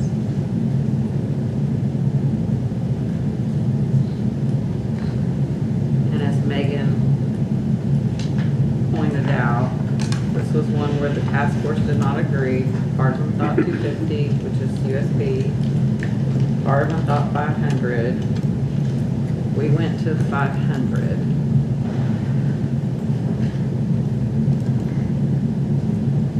I would like to see it increased to either 750 to 1,000, because right now we have no maximum. Right now we're no maximum. Make sure everybody's speaking up. So right now we have no maximum. Okay, so what she said is that she would like for it to go to 750 or 1,000, because currently there is no max. And we already have verbiage in later in the rules for that higher volume. That's the 71 language that you and I should the sterility copy over. testing, Yeah. yes.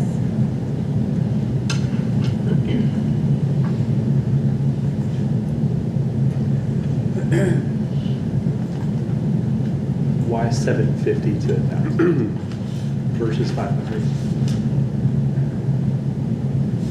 versus 250 versus 500? Well, when you look at batches, and I think someone today spoke on that, how it can be, you either, make 4 batches at 250 or 1 batch at 1,000, regardless, it's going to be most of the time the same person making all of that. So instead of making them having to do it 4 different times, you do one and you're still testing a certain percentage of it, like you would be in the 4 different individual batches. You're still testing that 2% to 10% range on whatever BUD you're seeking. So there's no reason to max it out unless you're just getting into like 20,000 beakers for some reason. Well, I think whenever it comes to batches, we're supposed to do a full hood clean and have a separate logging.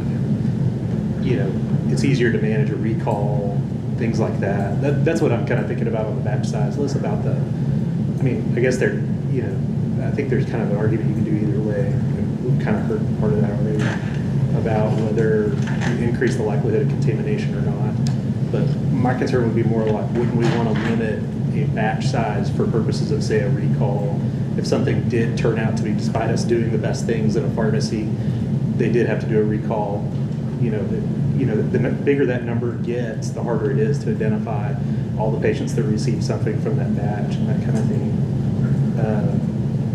And also, I think about when you do a batch, you generally like to do the full hood clean and you kind of get the environment prepped, and then you continue to do that batch until it's done.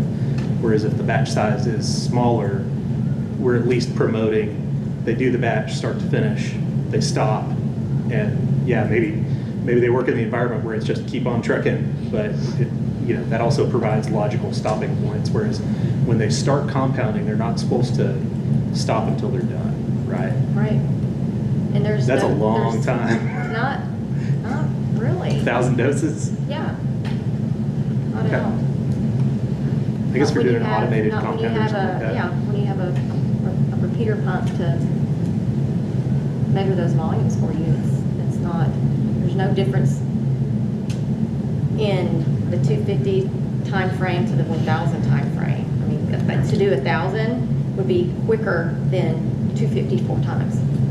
I'd feel more comfortable with if we are differentiating that. If somebody is doing an automated compounding device, that's a different story than if somebody's manually making 250 doses, 500 doses, 1,000 doses like that. That really does. I mean, it's hard to argue that doesn't increase your likelihood of poor technique and fatigue and the bad thing happening. And then when it comes to testing, you're testing one batch of 1,000 instead of testing 4 times of the 250. So it reduces your cost to be able to do a larger batch. So would it behoove us to put in something along the lines of a larger number if automation is? We have a definition for automated compounding device in the rule. We could refer back to that if we so chose. Jenny, why did they go with 500 or 250, 500? So they went with 250, we went with 500. Okay, That was the range we were given at that board meeting. It was in this chart. It was in that chart, what had been discussed. Do you even have to have a batch size on the batch, a max? Currently, we don't. So Jenny, were you referring to the quality control section that says that you do this to this, you do this percent, you do this? Is that what you're Yes. saying, that it's going to be taken care of by that part? That's 2021? Yes, like if you look at line, well, before the revisions, it's around line 2052. Yeah. And it talks about, It says if more than 100, but not more than 500. yeah, there is a Minimum 2064, if more than 500 containers in the batch, the minimum number of containers to be tested is 2%. So you're saying this takes care of that, of being able to do like 750 or 1,000? Yeah, I mean, you're still doing Because you're 2% of your volume, you're testing it. And then the same thing down for ophthalmics. There's on 284, if more than 500 containers in the batch, and then test 2%. Does that not And then take care of that? 294. Or what is the? Honestly, the batch size on the list, that's more of a process issue. I guess my concern on it all is that, okay, so you get what you incentivize, right? And so think about how might this rule get utilized by, we'll even say, a well-meaning person that's just trying to minimize their cost exposure and things like that and still deliver their service, right? So if we eliminate the batch cap and we have a scenario where the higher your batch yield, the smaller a percentage of the doses you have to send, then we are actively encouraging do really big batch sizes so that you don't have to send as many samples in or process them as a single batch. That's the part that kind of, that is a way that rule could get kind of misused. So I'd be very amenable to, if we want to remove the max batch size because we feel like there isn't robust data behind it and it's covered by other QC activities downstream. But I think that it would be important to make sure that we're not incentivizing the wrong thing through the rules. And we would I would say just leave it a flat percentage across the board of what gets sent in. I think that would be the safer way to do it. I think the idea with the cap, the 500, was, at least in my mind, maybe not in others, but the idea with that was that you're not gonna, if you made 2,000, who wants to send off 200 samples to get, or is it 10%? 10%? 5%? It's 2%. 10 vials for 5%. More than 500. It depends on how many you make. But what's the other one? What's the one right below? It was if it was greater than 500, it's 2%. And then less Oh, than? yeah, it's 2% and then, and this one's 10% if it's more than 100. Yeah, so who wants to send off 200 of those? So I don't know, it might be easier to, and maybe those aren't the magic numbers, even though that's what USP aligns to, but it'd probably be easier to have a flat percentage rather than all this cumbersomeness in the rules for people to keep up with. And then you can also eliminate your cap. And then you're not incentivizing people to make larger batches of things just to avoid the incurred cost, you know? I don't know. It's just kind of my perspective on it. Because like, I feel like if we remove the batch cap and we leave that component of the rule in place, we're actively incentivizing people to do really massive batches. And batches that big, whenever you actually look at batch size of 1,000, that's actually the study I cited earlier that had a 0.3% contamination rate. And that was with observed, trained, awesome investigators, like people that compound every day, that were studying sterile compounding. So, I don't know. Yeah, I would say the economics of production and just ingredient costs would keep somebody from. What if it's 2%? No, because they would actually, it actually would be more cost effective. It may not be the best thing for the patient in this scenario, and that's what I would be concerned about. That's what our job is, though. Well, I'm just saying to balance it out, make it, you know, balancing, make it realistic. Absolutely. But that's kind of my point is in the current rule, it would incentivize them to do larger batches because they wouldn't have to send off as many samples total. They would be sending in one, and they would also be able to send it as one instead of many. I think there's a balancing act that needs to happen there, right? Like, I think that, I just want to make sure we're not incentivizing the wrong thing. And I think that if we have no cap and we have the rules as they are, we're incentivizing the wrong thing. So, Randy, if I'm understanding you, not that this is the solution, but something like on line 2065, where you're saying, it says like, if there's more than 500 containers, 2% or 10, you would want to take out the 10 because if somebody made 1,000, 2,000, 3,000, I don't know that they would, they could still go with the 10. Is that? I would say just make it up. I mean, I understand what you're saying, but at the same time, even though USP has addressed how much you send in, the labs are the ones that tell you how much to send in. Like, you can let them know what your batch size was, what your volume per bottle is or vial, and they tell you how much to send in for sterility, how much to send for endotoxin, if you're going to do potency, how many to send for potency. So, but they're probably referring to regulation for that, right? Or published standards. Their method, yeah, that lab's method. That probably varies a lot from lab to lab. Now, I'm not asking to remove the cap. I'm just saying let's just increase it just a little bit to make it a little easier on the independents. But even then, we're increasing it to a number that, But they're still again, it testing. incentivizes the 2% or 10 total out of that 1,000. So, so obviously this was a point of real discussion because they couldn't come up with a consensus. Did USP give reason for the 250? Because it's all going to come back down, as far as we're concerned, to public safety.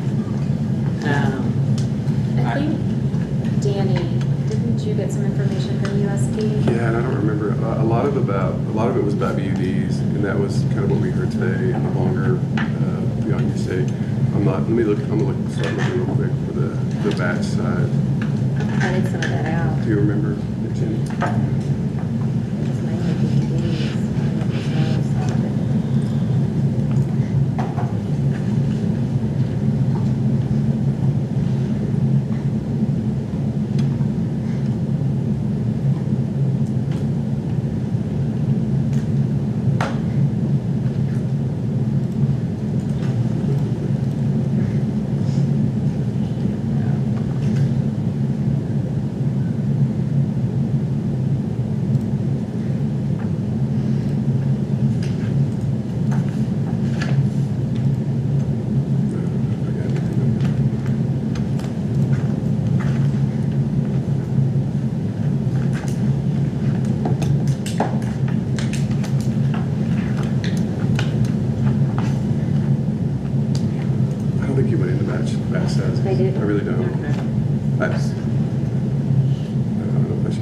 But is it realistic, or is it just an idea to differentiate between manual, because I'm kind of stuck on that, the manual versus automation, because you don't want to restrict automation. You know, you don't want to like kind of over-regulate that. But Just to illustrate, if you don't mind, okay, to illustrate, let's say you're gonna draw up let's just make it easy and just make it sterile product, okay, sterile to sterile. And let's say you have a bulk bag of cefepime and an antibiotic, and you're going to put this 3,000 milliliter bag or 5,000 milliliter bag into 10 ml syringe aliquots, and you're gonna label each of those, and it's 1 gram per patient. So if you're doing that with an automated compounding device, you literally have this widget that's holding a tuba that has a lure lock on it. You got the syringes, and you got a bulk syringe package, and you got a foot pedal that's triggering the pump every time. You literally lure lock, pump in your 10 milliliters, unhook, cap it. That's 1 dose. That's very different than if I were doing it manually, where if I put a spike on it and then I get my syringe out and I'm touching all the things, you know, for extended period, I'm drawing the dose, then I'm capping it. It's a little more involved. So for those that have compounded period. So USB didn't offer an explanation for 250 specifically, but they did provide an explanation for why they felt a cap of some kind was necessary. And I'm just going to read straight from their commentary response. They stated, or the expert committee stated, contamination within a batch may not be uniformly distributed across all units. Therefore, the probability of detecting contamination during sterility testing decreases as batch size increases and risk for unidentified contamination increases. The intent is to reduce the risk of patient harm from undetected contamination of compounded sterile preparations by introducing a batch size limit.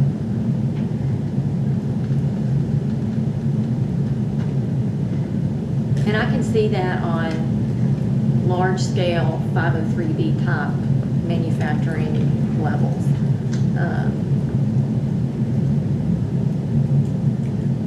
Well, what we have applies across the board. To 503A. 503As, yeah, we don't do 503Bs, because they're mega volume.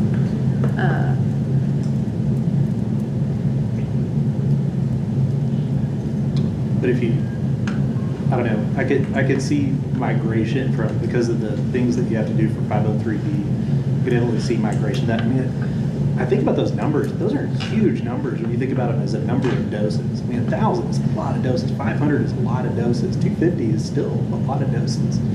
I mean, that's a long, even with a compounder. I mean, it's a long time to be compounding. I mean, that's a lot of opportunity, I guess. I don't know. And with the batch size increase, that is a good point. Batch size increase, you are less likely to detect due to probabilities. So I don't know. I think it's very capable within our current inspection process to be able to do 750 to 1,000 in a 503A. how long would it take you to compound 750 to 1,000 and with your repeater pump? 3 hours.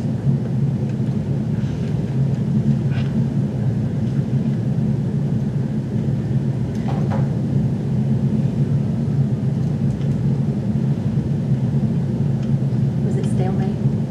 Yeah, and I'll look to Megan for this. So, well, Megan and the whole group. So my thought at this point, unless y'all think otherwise, is that what we have currently, what we're discussing is substantive changes. So we will likely have to bring this back as proposed again. Well, you would likely propose this again. Right. So what you would likely do from this meeting is, you know, you're giving us exactly what you want done. Iman and I would change all of that, mostly Iman, change all of that, and go through the process again. So you could get feedback again on the new changes that you're doing, you know, get written comments and all of that again. But it would be proposed, so we would propose it in February, so it would come back. We propose it now. We propose it now. Okay. Unless So you we- just want to hold it, but you could propose it now, and we could bring it back in February with a new batch of comments and feedback on the changes that you discussed here today. Which cleans it up a little bit, and we can get another clear Yeah, and reading of what it looks like. If you wanted, not that you have to, if you wanted to, you could plug a different number in there instead of 500 or do something like that and get feedback on that change. And you're not married to it. It doesn't mean that you can't do the same thing again and re-propose it and get more feedback on a different one, or, you know, make a change before you adopt it. You're not married to any of these. I don't know if married's the right word, but it's the one that came to my mind. Stuck. Yeah, you're not stuck with any of these. You can change them based on the feedback that you receive. I mean, that's the whole point of the public comment process, is to get feedback on this stuff if you want it. So we increase the batch size, and your issue is that they still have to do, they do less. Is it a compromise to increase the batch size, but also do a straight percentage instead of doing a tiered type thing? Yeah, Is that I a- would like to get public comment on Well, that, yeah, no, because no, but like if for we me, my lab's gonna tell me proposed- how much to send. But maybe somebody else's lab doesn't. So Right. let's just say, but if we went to 750, Mm-hmm. and then we said instead of 2%, it's 5%, or whatever it is we're gonna say, and then see what people decide, how they like that or not like that. They got the batch size, they got the test size, or whatever it is. Yeah, because the point is, that from my perspective, that would be, I actually think that's very reasonable, because the whole point, right, if we're talking about protecting the public health, the whole point of this is to be able to detect if we have a contamination in a batch, right? And the statistics, as framed, you know, by USP, are that as that batch size increases, your probability of detecting the contaminant decreases. And then beyond that, we're further decreasing the number of samples that we're measuring. And so we have three variables in play: the contamination rate, which is going to be variable, like if there is one, the batch size, the increasing batch size, decreasing detectability, and then the third part is going to be if our rules indicate that you need less and less and less of a percentage or total volume, then we're further decreasing the probability of detecting a contaminant. So we basically, if we don't do a cap or increase a cap and we leave the sampling exactly the same, we're consistently moving to where we're decreasing the detectability of a contamination, which doesn't mean that the pharmacy did anything bad or wrong. It's just there is a probability of contamination. Is that a There are compromise some with references to USP 71. Does that have standards already? Yeah, so if you look in your folder, there should be a copy of USP 71. And when you're looking on, like, I guess it's probably starting on line 2057, you can correct me if I'm wrong. All of these, like the 2%, the 10, all that, that's coming out of 71. And that's where the cat gut and all that came from too, was from 71. So that guidance provided those. Yeah, so 797 refers to 71 for this part.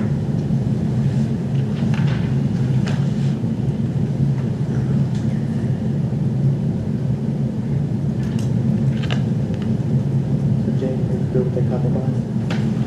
No. I think, I mean, I say we leave the percentage the same, because that's what it says in 71 is 2%. And just, let's up it to 750 and just see what feedback we get.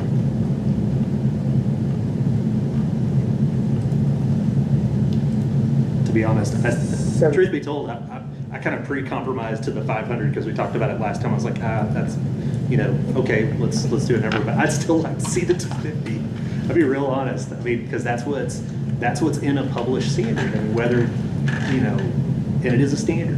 It is set. It is literally stated as a minimum standard of practice. But then, why does 71 have greater than 500 to test at 2%? Because it wasn't updated in 23, I imagine. But they reference it, so. Yeah, they reference it.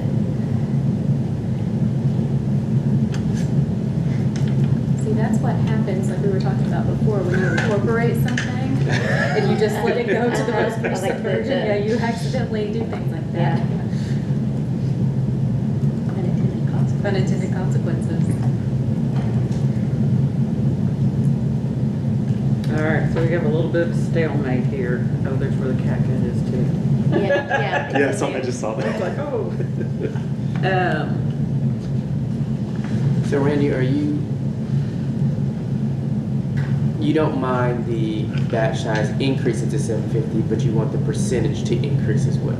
Yes. That's my understanding from what you're saying. Yeah. Now, you do not want, you want the percentage to stay the same, but increase the batch size? And Because right now, we have no batch limit and Right. no testing. right. So because this is only going out for comment, is there a way that we can find a number, 550, 600, whatever percentage, to get it out for comment to see? Or are you two just stuck on the actual number? Like, is there a way that we can get what you want? Well, his 250, my 500 is 750. That is a good point. Hey, but this went out this way, right? This went out this Did way. we get any comments on the 500? Yeah. Yes. There was people that That wanted was it to be the- 1,000 and they wanted it. Some people wanted Wanted to- 250, some people wanted a lot more. So it's a full range. I think if you're gonna increase, then you should increase the number. I get what you're saying about needing to have bigger batches and whatnot, so I totally get that, but I do understand that there should be more tested. Percentage. A percentage. What percentage increase did you say? I didn't. You didn't say the number? That you- No. What would your I was number be? I was thinking 5. I was thinking just do a flat 5. And you're saying take out all of the, instead of the different numbers and all that, it's 5% on everything? Is that Or what is you it said just earlier? on anything greater than 500? No, I was honestly thinking, I'm okay with, I'm all about a simplified approach here. The only problem is if you have people, it makes it hard to comply. I'm not trying to talk about the business of pharmacy, but it makes it hard for licensees to comply if we get too variable, if they're trying to keep up with multiple standards. But if you could simplify that, that's a complicated measurement. It's like, okay, if you got this many, then you're gonna test this many, if you got this many, you're gonna test this many. It'd be nice to simplify that. So just a flat number and a flat percentage. So let's just say, sake of argument, 700, 5%. That's what you're saying, Put it right? out for comment. And put it out for comment, right? And you're saying flat percentage, flat number, no like variation of greater than, less than, or percentage less than, just a flat percentage. It simplifies a very complex problem. Right, okay. Yeah. So for you, it would be, for what you just said earlier, 5%. Yeah, and the advantage to that is, if your end result is really to try and detect the bad thing or prevent the bad thing from happening. Right. And we're talking about probabilities. A flat percentage makes sense. It doesn't make sense to decrease a percentage over time because, especially if your detectability goes down as well. Right. So it kind of makes sense from a lot of different angles. My only hang up in the back of my head is deviating to create a whole new practice standard. But if we're kind of in agreement that it's just important to have a number and for that number to be reasonable and for the process to be sound, then yeah. And let's just see what people say. So are you okay with the 700, your batch size? 750. 750, sorry, 750 with 5%. Let's put it out there and see what. Okay, now, Like to I get. do want to say 55%. though, the last time we said, let's see what happens with public comment, and let's just put it out there for public comment. That's how we got to 500. No. So, Okay. No, we I'm got scared of Yeah. agreeing every meeting. No, we got to 500 because the task force could not agree. Right. And they had Correct. 500 and they had 250.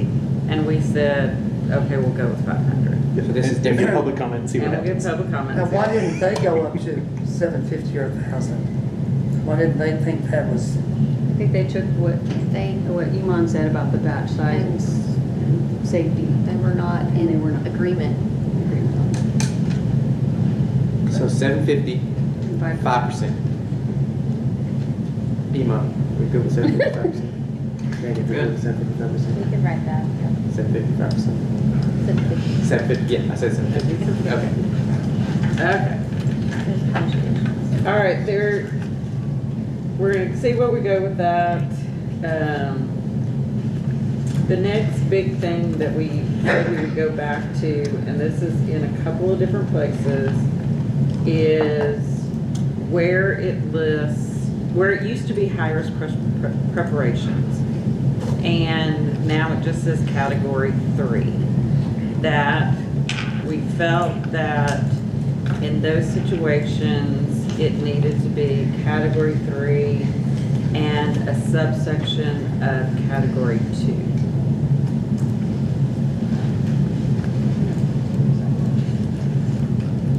How do we want to look at wording that? What line are you on? 1122 is where I marked it that we needed to come back to it.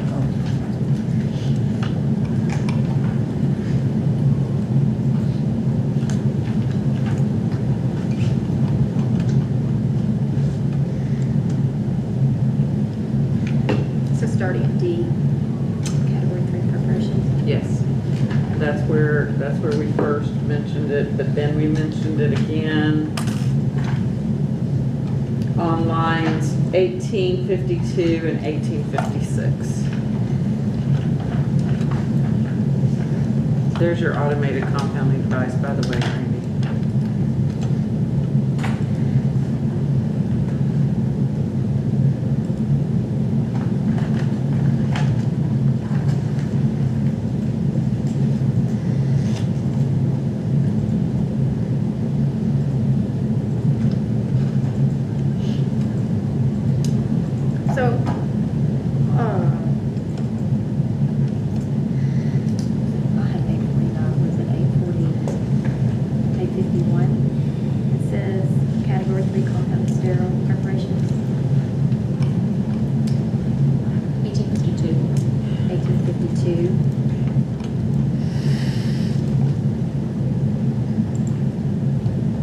Yeah, that was the next time it was mentioned. So filters shall undergo testing to evaluate the integrity of filters used to sterilize category 2 and category 3 compounded sterile preparations.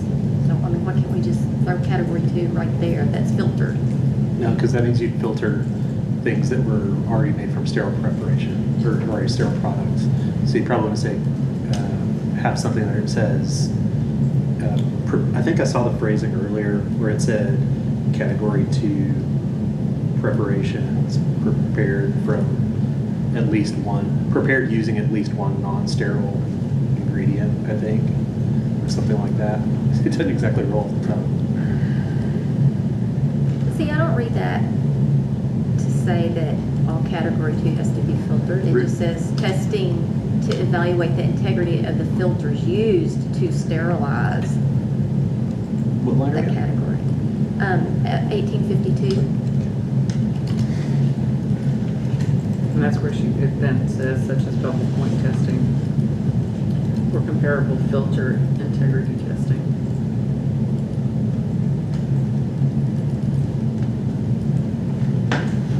I had written down a comment that it was a subsection.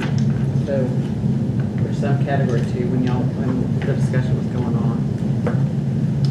But again, it's on 1122 that was the first time it was mentioned that we needed to, in some cases, not just look at category 3.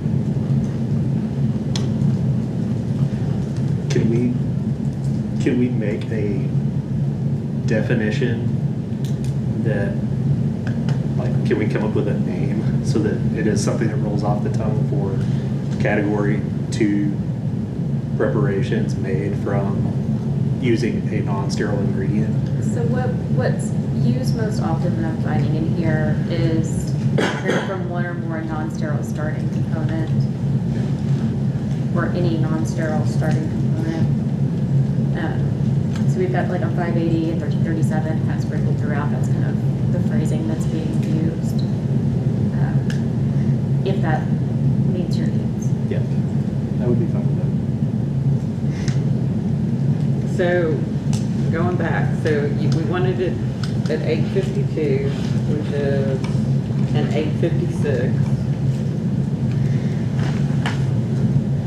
1852 and 1856. Yeah, I'm sorry, 1852 and 1856. But again, the first time it was mentioned when we were going through this was on 1122. 1122.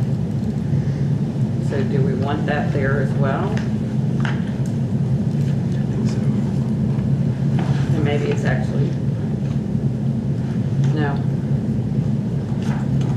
Yeah, I think it'd have to be 1122 and then 1123 and 1128 kind of sprinkled. Yes, no? Yeah. Okay, so 1120, that same thing on 1122. Okay, so we're adding category 2, prepared from Non-sterile to sterile. Do you want one or more or any? Any? What do you recommend? Any? Yeah, because it's any. Okay, any non-sterile starting component?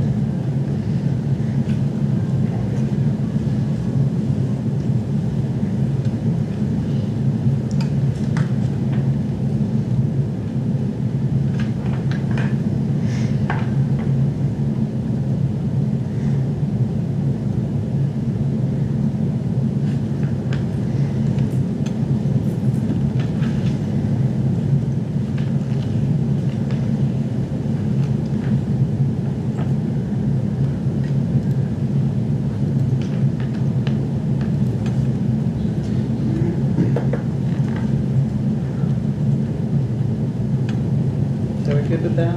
Is that the same for 1852 and 1856? Yes. That was my understanding. And it would also be 1124, 1128. Is it anywhere that this category 3? You're basically just saying that's high risk. Probably. Yeah. Well, you have to. I don't think you could just go, No. 'cause No, I wouldn't just do that, but There's I a think that definition of high risk, that we've changed high risk to category 3. there's probably, most of them are, but there's probably gonna be some in there that are. they're gonna do that.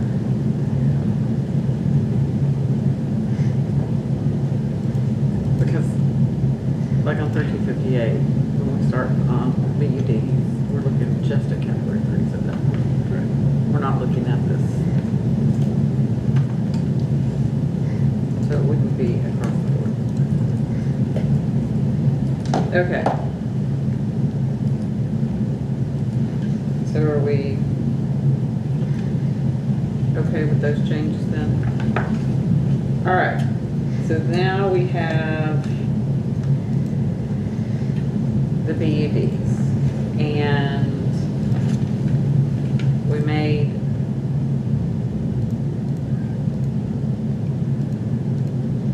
had some comments on what do we do with the smaller batches. Do we have additional environmental testing? What does that BUD look like? What line would this insert into? Well, it would insert above 1373. Yes. So it would bump what is currently D down. There would be a D in there. That's for category 3. If you were also doing it category 2, it would be 1355 probably where it would go in.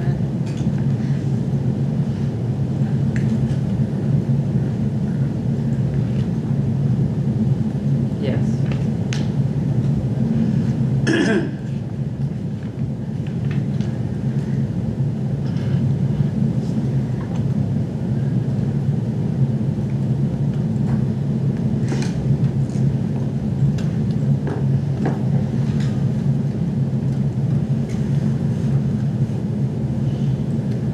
So Jenny, when you brought it up for smaller batches, you kind of made a comment of 180 days, but that's negotiable. Yeah, I didn't think he wanted 180 days.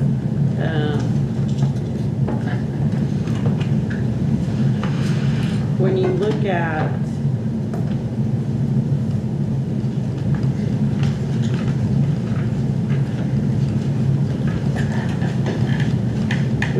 subcategories of like 2 and 3, and it's a one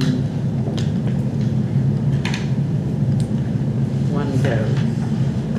And I'm asking this, not, say you're making, I'm gonna randomly pick one. I'm gonna randomly pick a 2, because that's up one thing. It's terminally sterilized, without sterility testing form passed. And then for that one, it's 28 days stored in refrigerator, 45 days stored in freezer. Scientific Yeah. dates. But what would extend it all the way to 180 days? Being anhydrous. Okay. So we would put the additional definitions around. We haven't addressed the outliers of what's listed here. We haven't addressed things that can't be frozen, things that can't be heated. So terminal sterilization, you know, in some cases, if it's a, you know, terminal sterilization would be autoclave. And that's steam sterilization. You can't put oil in an autoclave. So you can't terminally sterilize an oil injection in the means of an autoclave. You may be able to do it in a convection oven if that active ingredient can withstand that temperature. It's just each drug is different.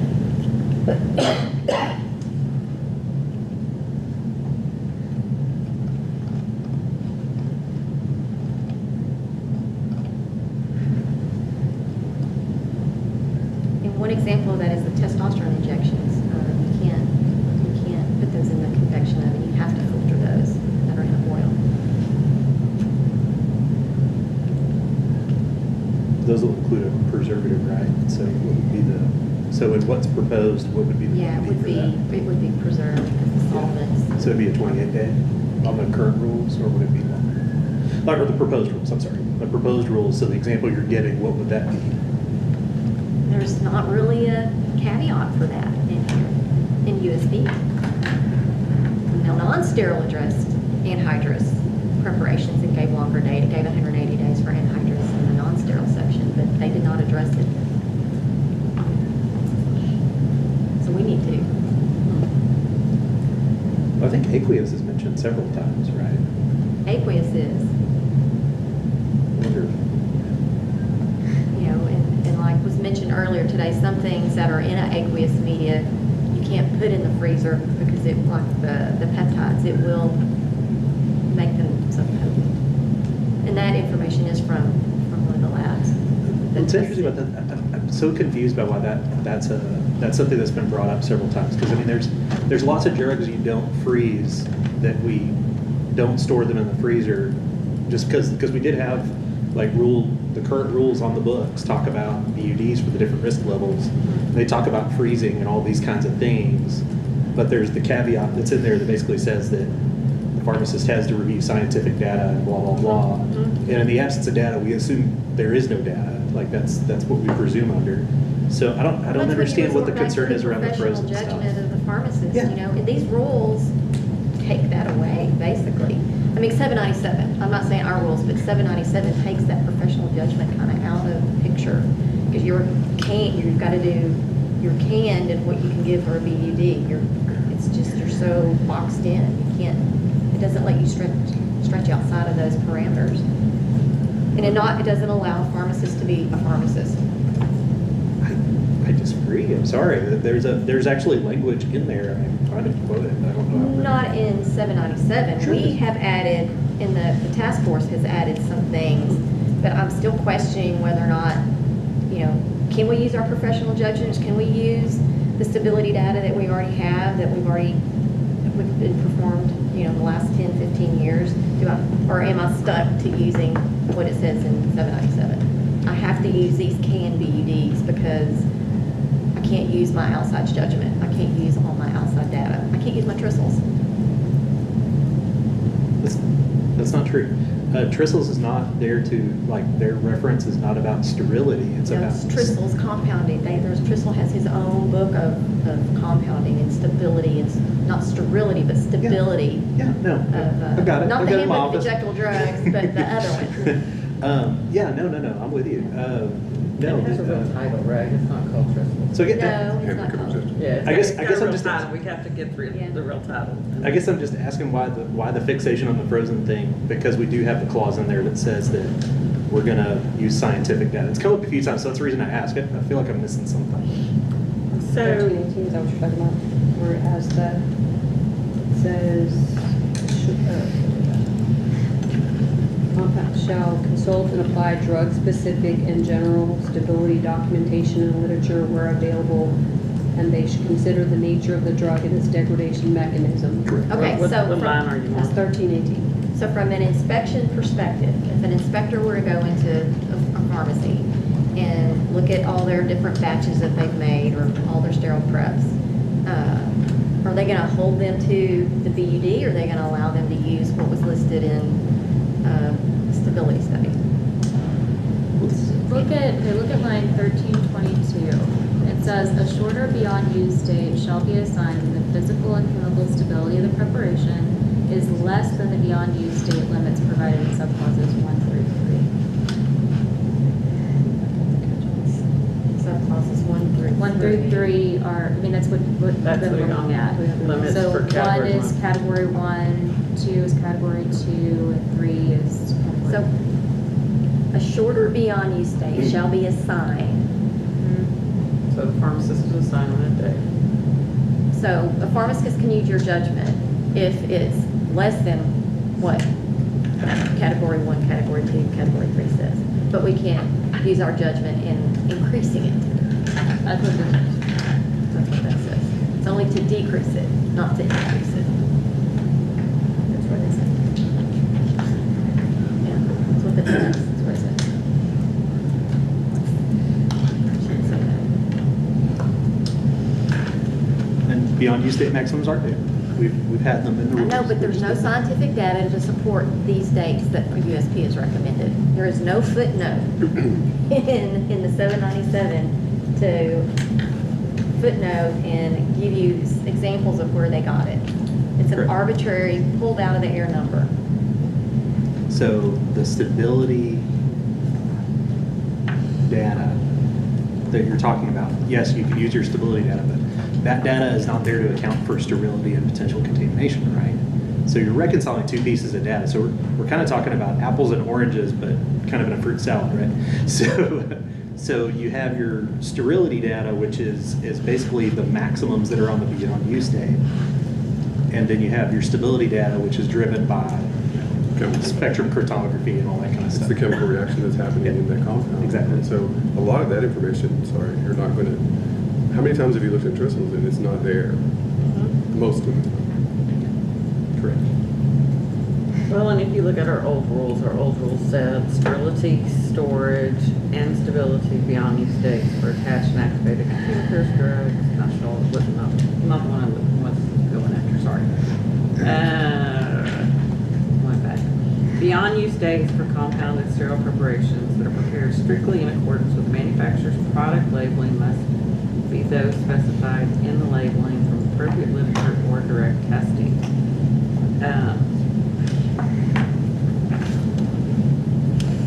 But if you look at category one, it does, that's where professional experience was allowed to be. So,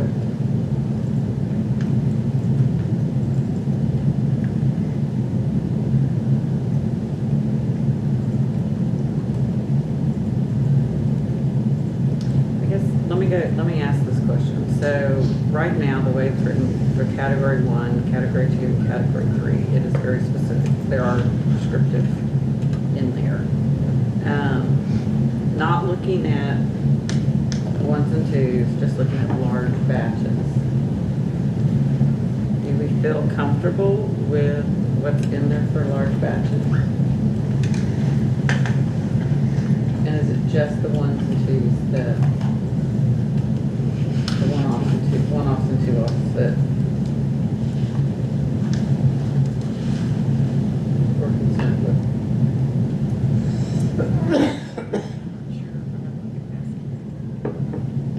Make sure you're speaking loud enough that everybody She can says hear you, she's not please. sure what I'm asking. I'm trying to figure out if, I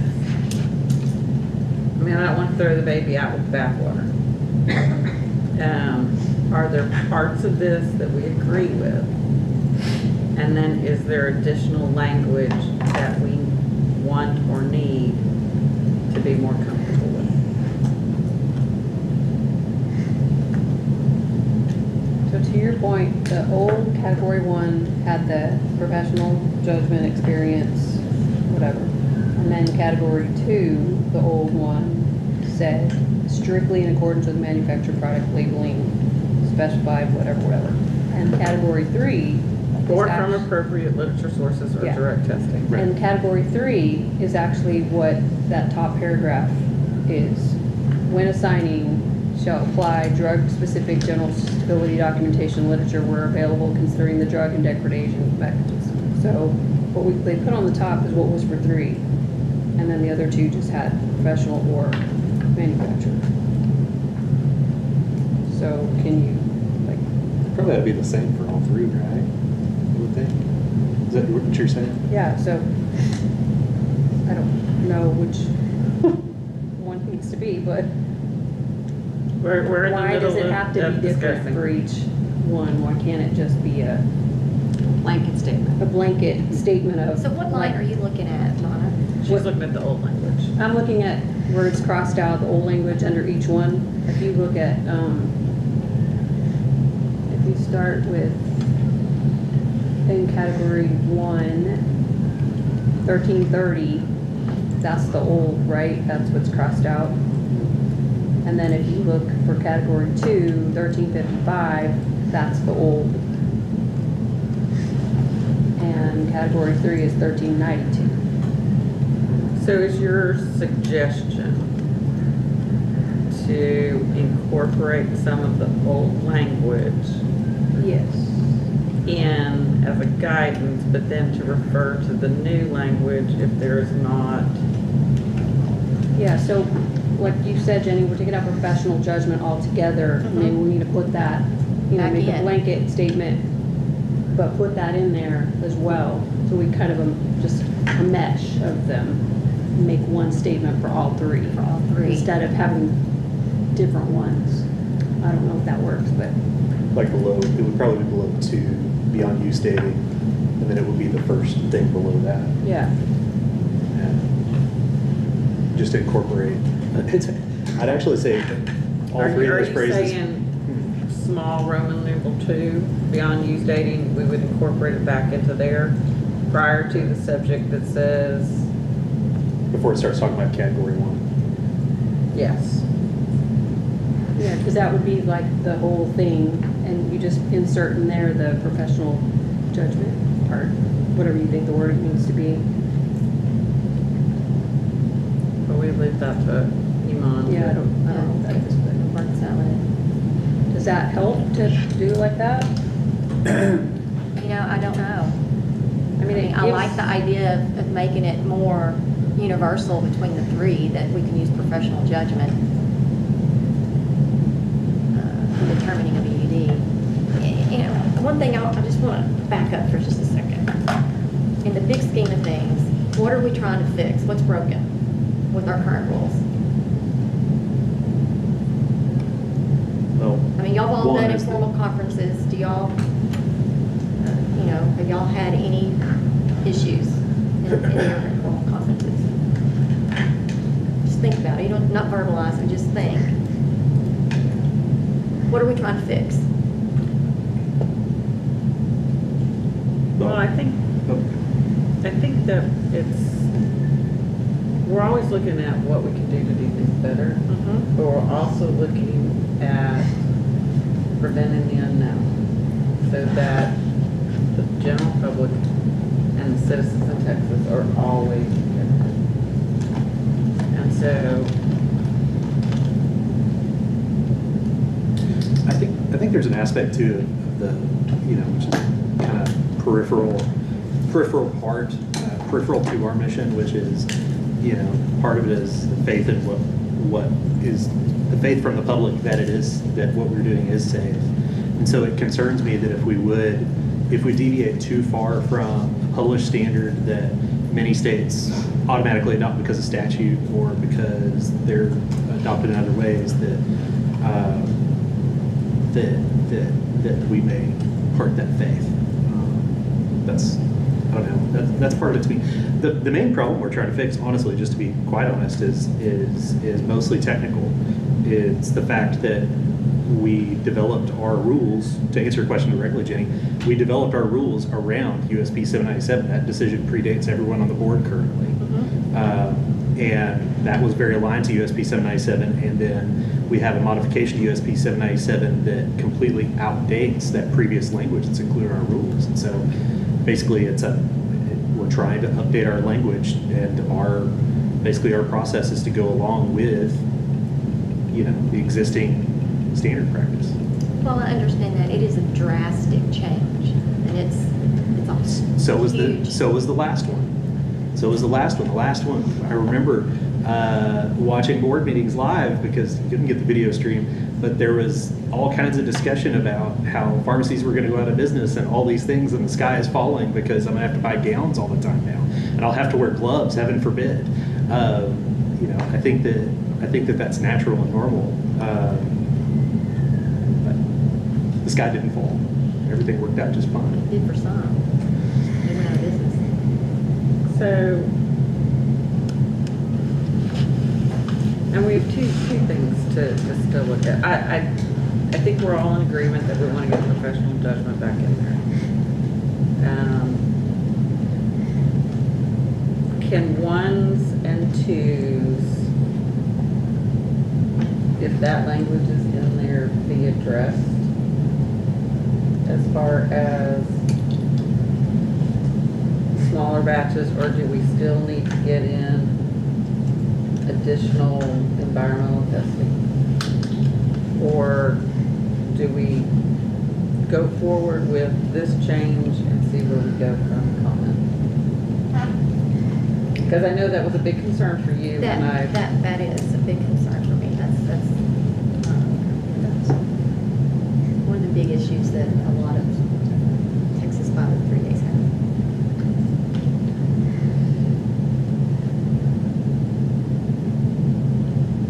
And it would be nice to have that out there for comment, so that we don't have to do it. Are those two separate issues, like the small batch and the... Yeah, they are separate issues. So can we figure out this one? Well, Well, go to the small batch.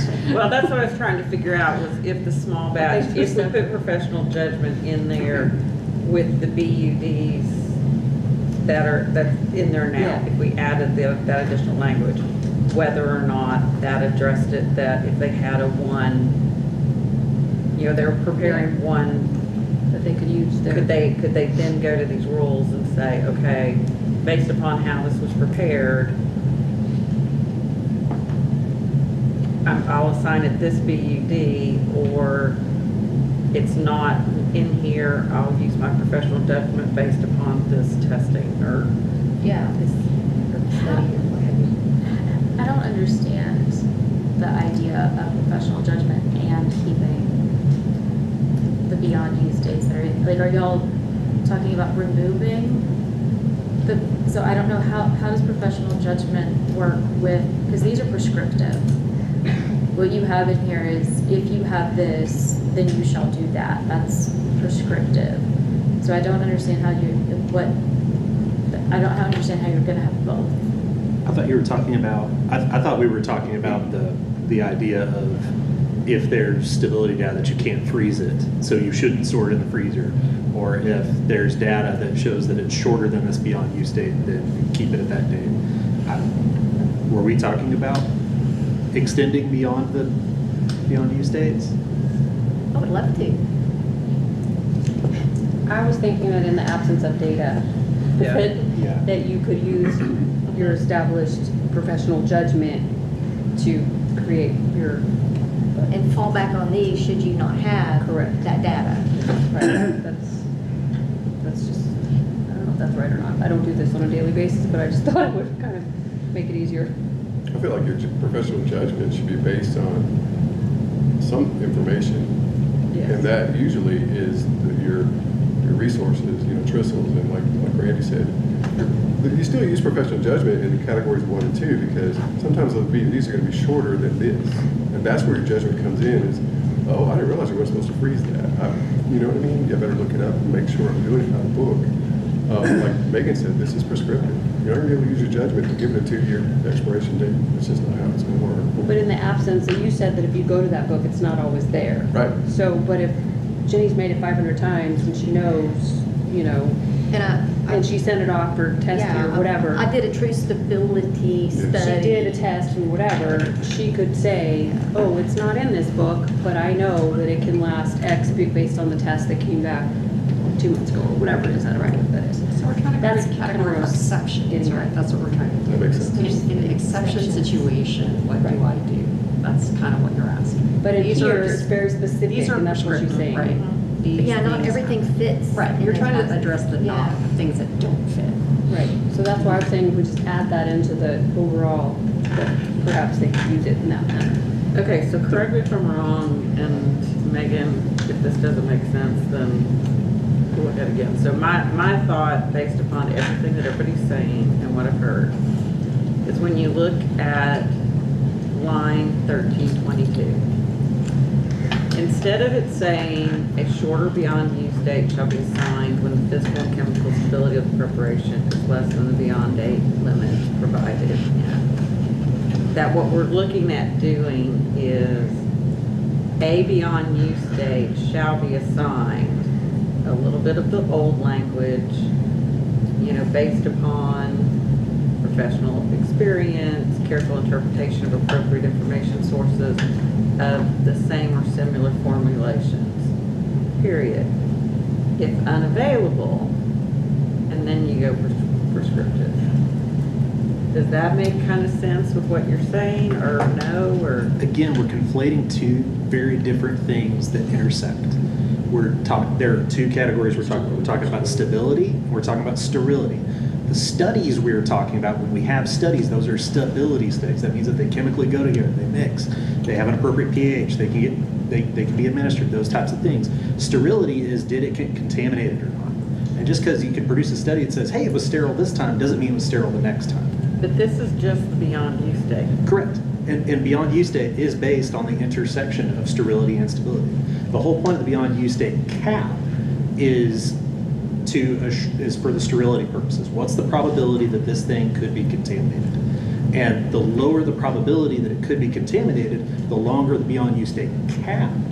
Where the stability comes into play is that because we have to make sure that the sterile product that we're making and administering to a patient is both sterile and stable.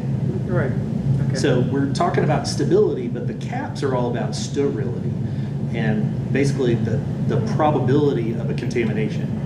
And so that date should get longer as the probability of contamination goes down. Right, so if you have no stability studies, but you have a sterility test, I guess what we're saying is, so shouldn't you be able to use your judgment to use that information to create, since there isn't the other? Am I interpreting that right? What do you mean by sterility tests? Well, if you send it off to someplace. Well, okay, so. And those are longer beyond use dates. Right. If they send it off sterility test, the beyond use date cap does go much higher. So like I have, just for example, in my store, I have probably 5 different injections where we did true stability studies on to determine how long. I think we were able to get 120 days is what we did our study through. So every time we make a batch of that, it gets quarantined and it goes out for sterility and endotoxin. So based on your data. Based on my data that I've done, I should be able to give it. You should be able to 120 put days. those two together and say X. Right. Because there wasn't anything in the literature before, right? Right. That's why you did it. Right. And I'm pretty sure that's allowed. And that's allowed by the current rules. See, I don't see it as being allowed. Do you see that as being allowed? I don't understand. So you're saying with the professional judgment language, that is explicitly allowed? Well, What you're not just the doing. professional judgment language, but when there is data, when there is stability data, when there is documentation to back up that it is stable over X number of days or Right. whatever. Then you fall back on this, like he's saying, it falls back on the sterility of it.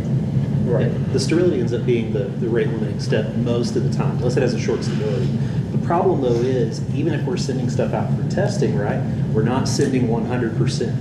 We still have a percentage chance that something is contaminated, which is why they're still a beyond use date. Even when you test it, When you test it. it's not a guarantee. Right. So to It me- decreases your probability.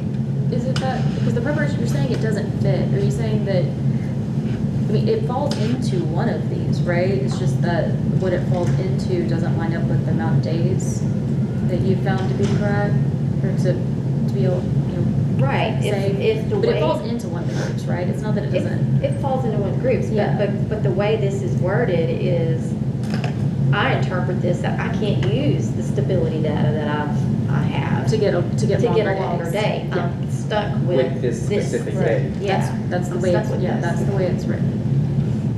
So could we then go back? Again, we're, whether it's at the top or at the bottom, use the language that, similar to what we currently have about shall consult and apply drug-specific and general stability documentation and literature where available, and consider the nature of the drug, the degradation mechanisms, the container in which it's packaged, the expected storage conditions, and the intended duration of therapy. With sterility and stability beyond use date for attached and activated container pairs of drug products for IV administration. Maybe that's going too specific, shall be applied as indicated. I mean, is there a way to wordsmith? There's not the problem is that there's not a sterility study you can apply. That's kind of my point. You're not applying, like there's not something out there that says this drug will be 100% sterile 100% of the time. Like we can't, there's nothing out there to apply.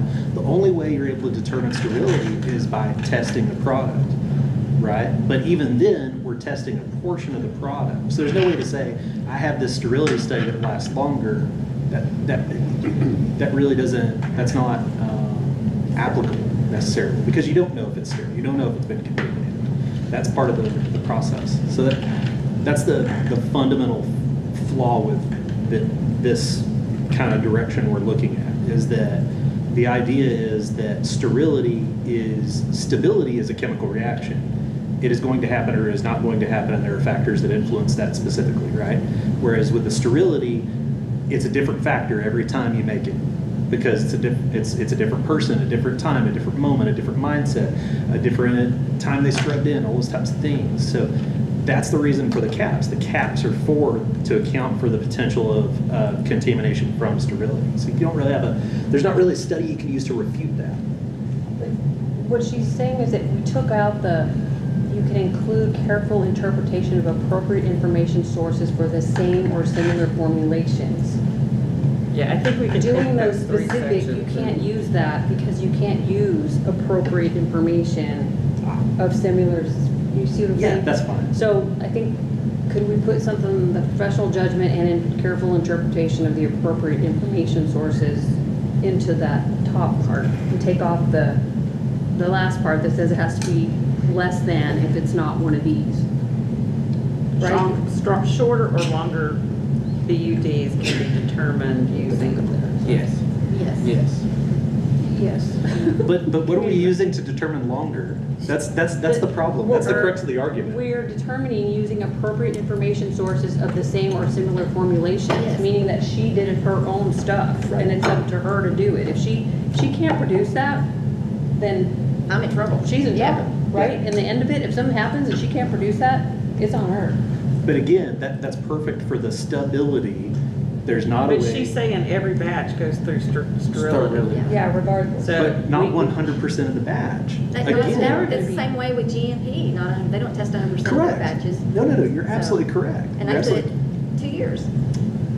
There's a whole other set of I reasons know. why it's 2 years with I GMP, know. so that's a very flawed argument. My point being is that the sterility is basically when you're doing the testing, if you're doing a percentage, whether it's 5%, and then you have a 0.3% risk of contamination, those multiply together and become a probability of detecting that there's contamination. the whole purpose of the beyond use date is just in case there's contamination, right? Which is why the beyond use date changes, again, throughout the process of the probability of contamination. So what would you be can't the, produce what would a be the study to issue refute then? that. But to your point though, and to well, what would be the issue with using Donna's language and Julie's language of a shorter or longer beyond use date? Like what would be the issue with that? Because you're giving that, so basically you're saying that if the date here says 10 days, but Jenny's testing, stability testing and sterility said that it was 25 days, you're saying that sterility is wrong? No, there's no that type of testing doesn't. I mean, you can look at that one particular. It's a snapshot. It's a snapshot, and it's not even a complete snapshot. It doesn't give you it. So, but I'm saying, is her increasing the BUD? What would be the issue in using a language that says a shorter or longer BUD? Because then you remove all regulatory control over what the maximum BUD is. Because then you open it up to a wide range of interpretation that is very difficult to enforce. And on top of that, you don't know that the product hasn't been contaminated. It's all about probability of contamination. There's no study that somebody can do that they can produce and say, see, I decreased the risk of the probability of contamination, so I should have a longer beyond use date. Right. That doesn't exist. It's a very different thing. That's the whole point of the beyond use date caps. And so instead of the professional judgment, we use beyond use date caps to essentially say, okay, with this category drug, category A or category 1, you have this probability of contamination because you're not using a hood and you're not using that. So your maximum beyond use date is going to be 24 hours at this temperature, because at this temperature you're less microbial. Right. But if you go to the opposite end of that, where you have, okay, we're going to do sterilization, and then we're also going to do sterility testing on the back end, they get a much higher cap because of the lower probability of contamination. So that, what we're trying to say professional judgment with, is accounted for in the rules as they exist. But I think if we were to open that up to professional judgment, you're going to end up with some significant variability and possibly some bad actors, honestly.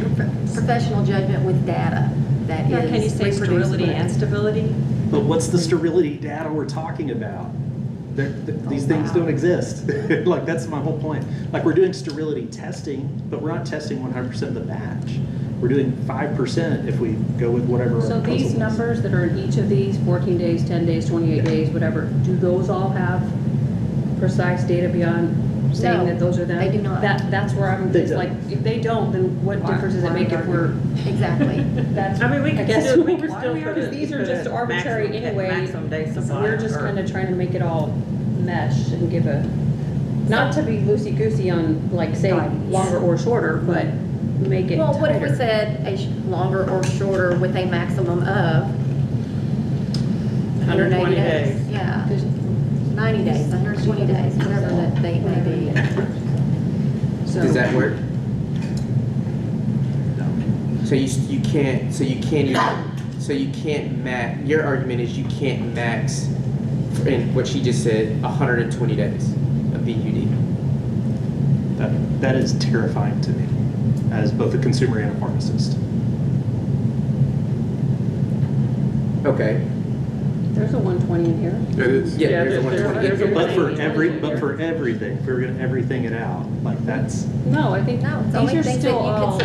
you could support the stability of it. Because are you arguing that let me say this.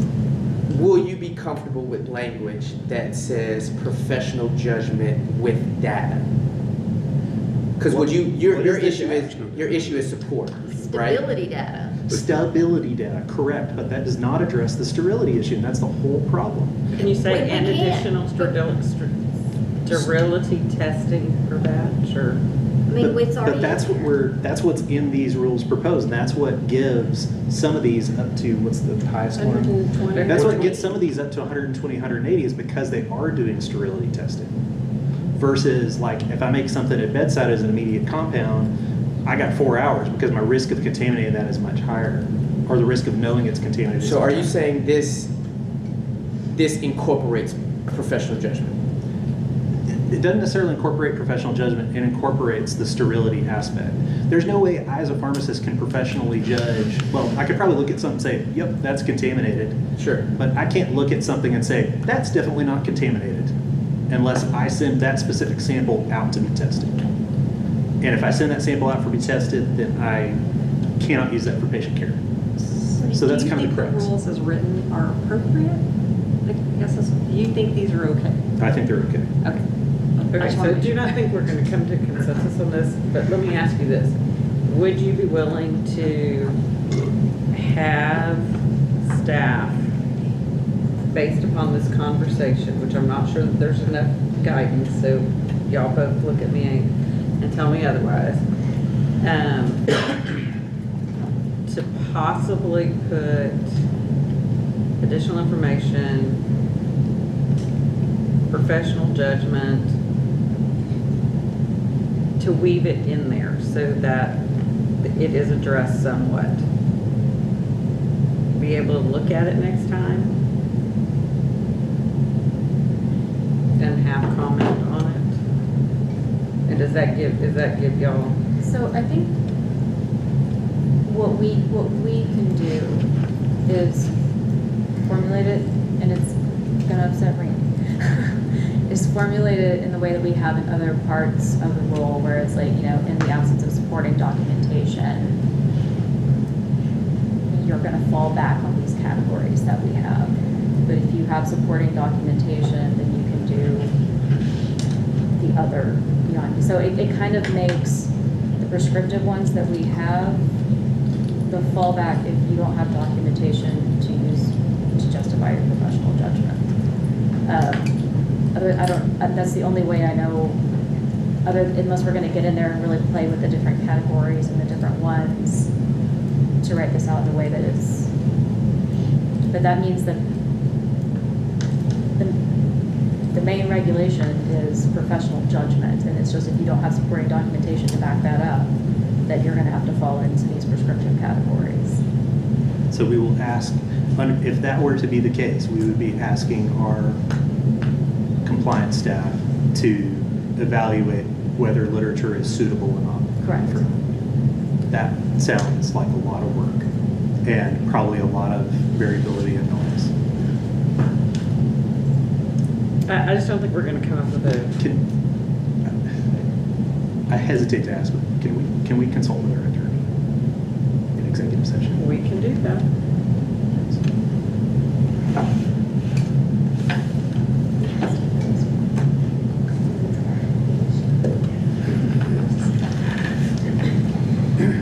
All right.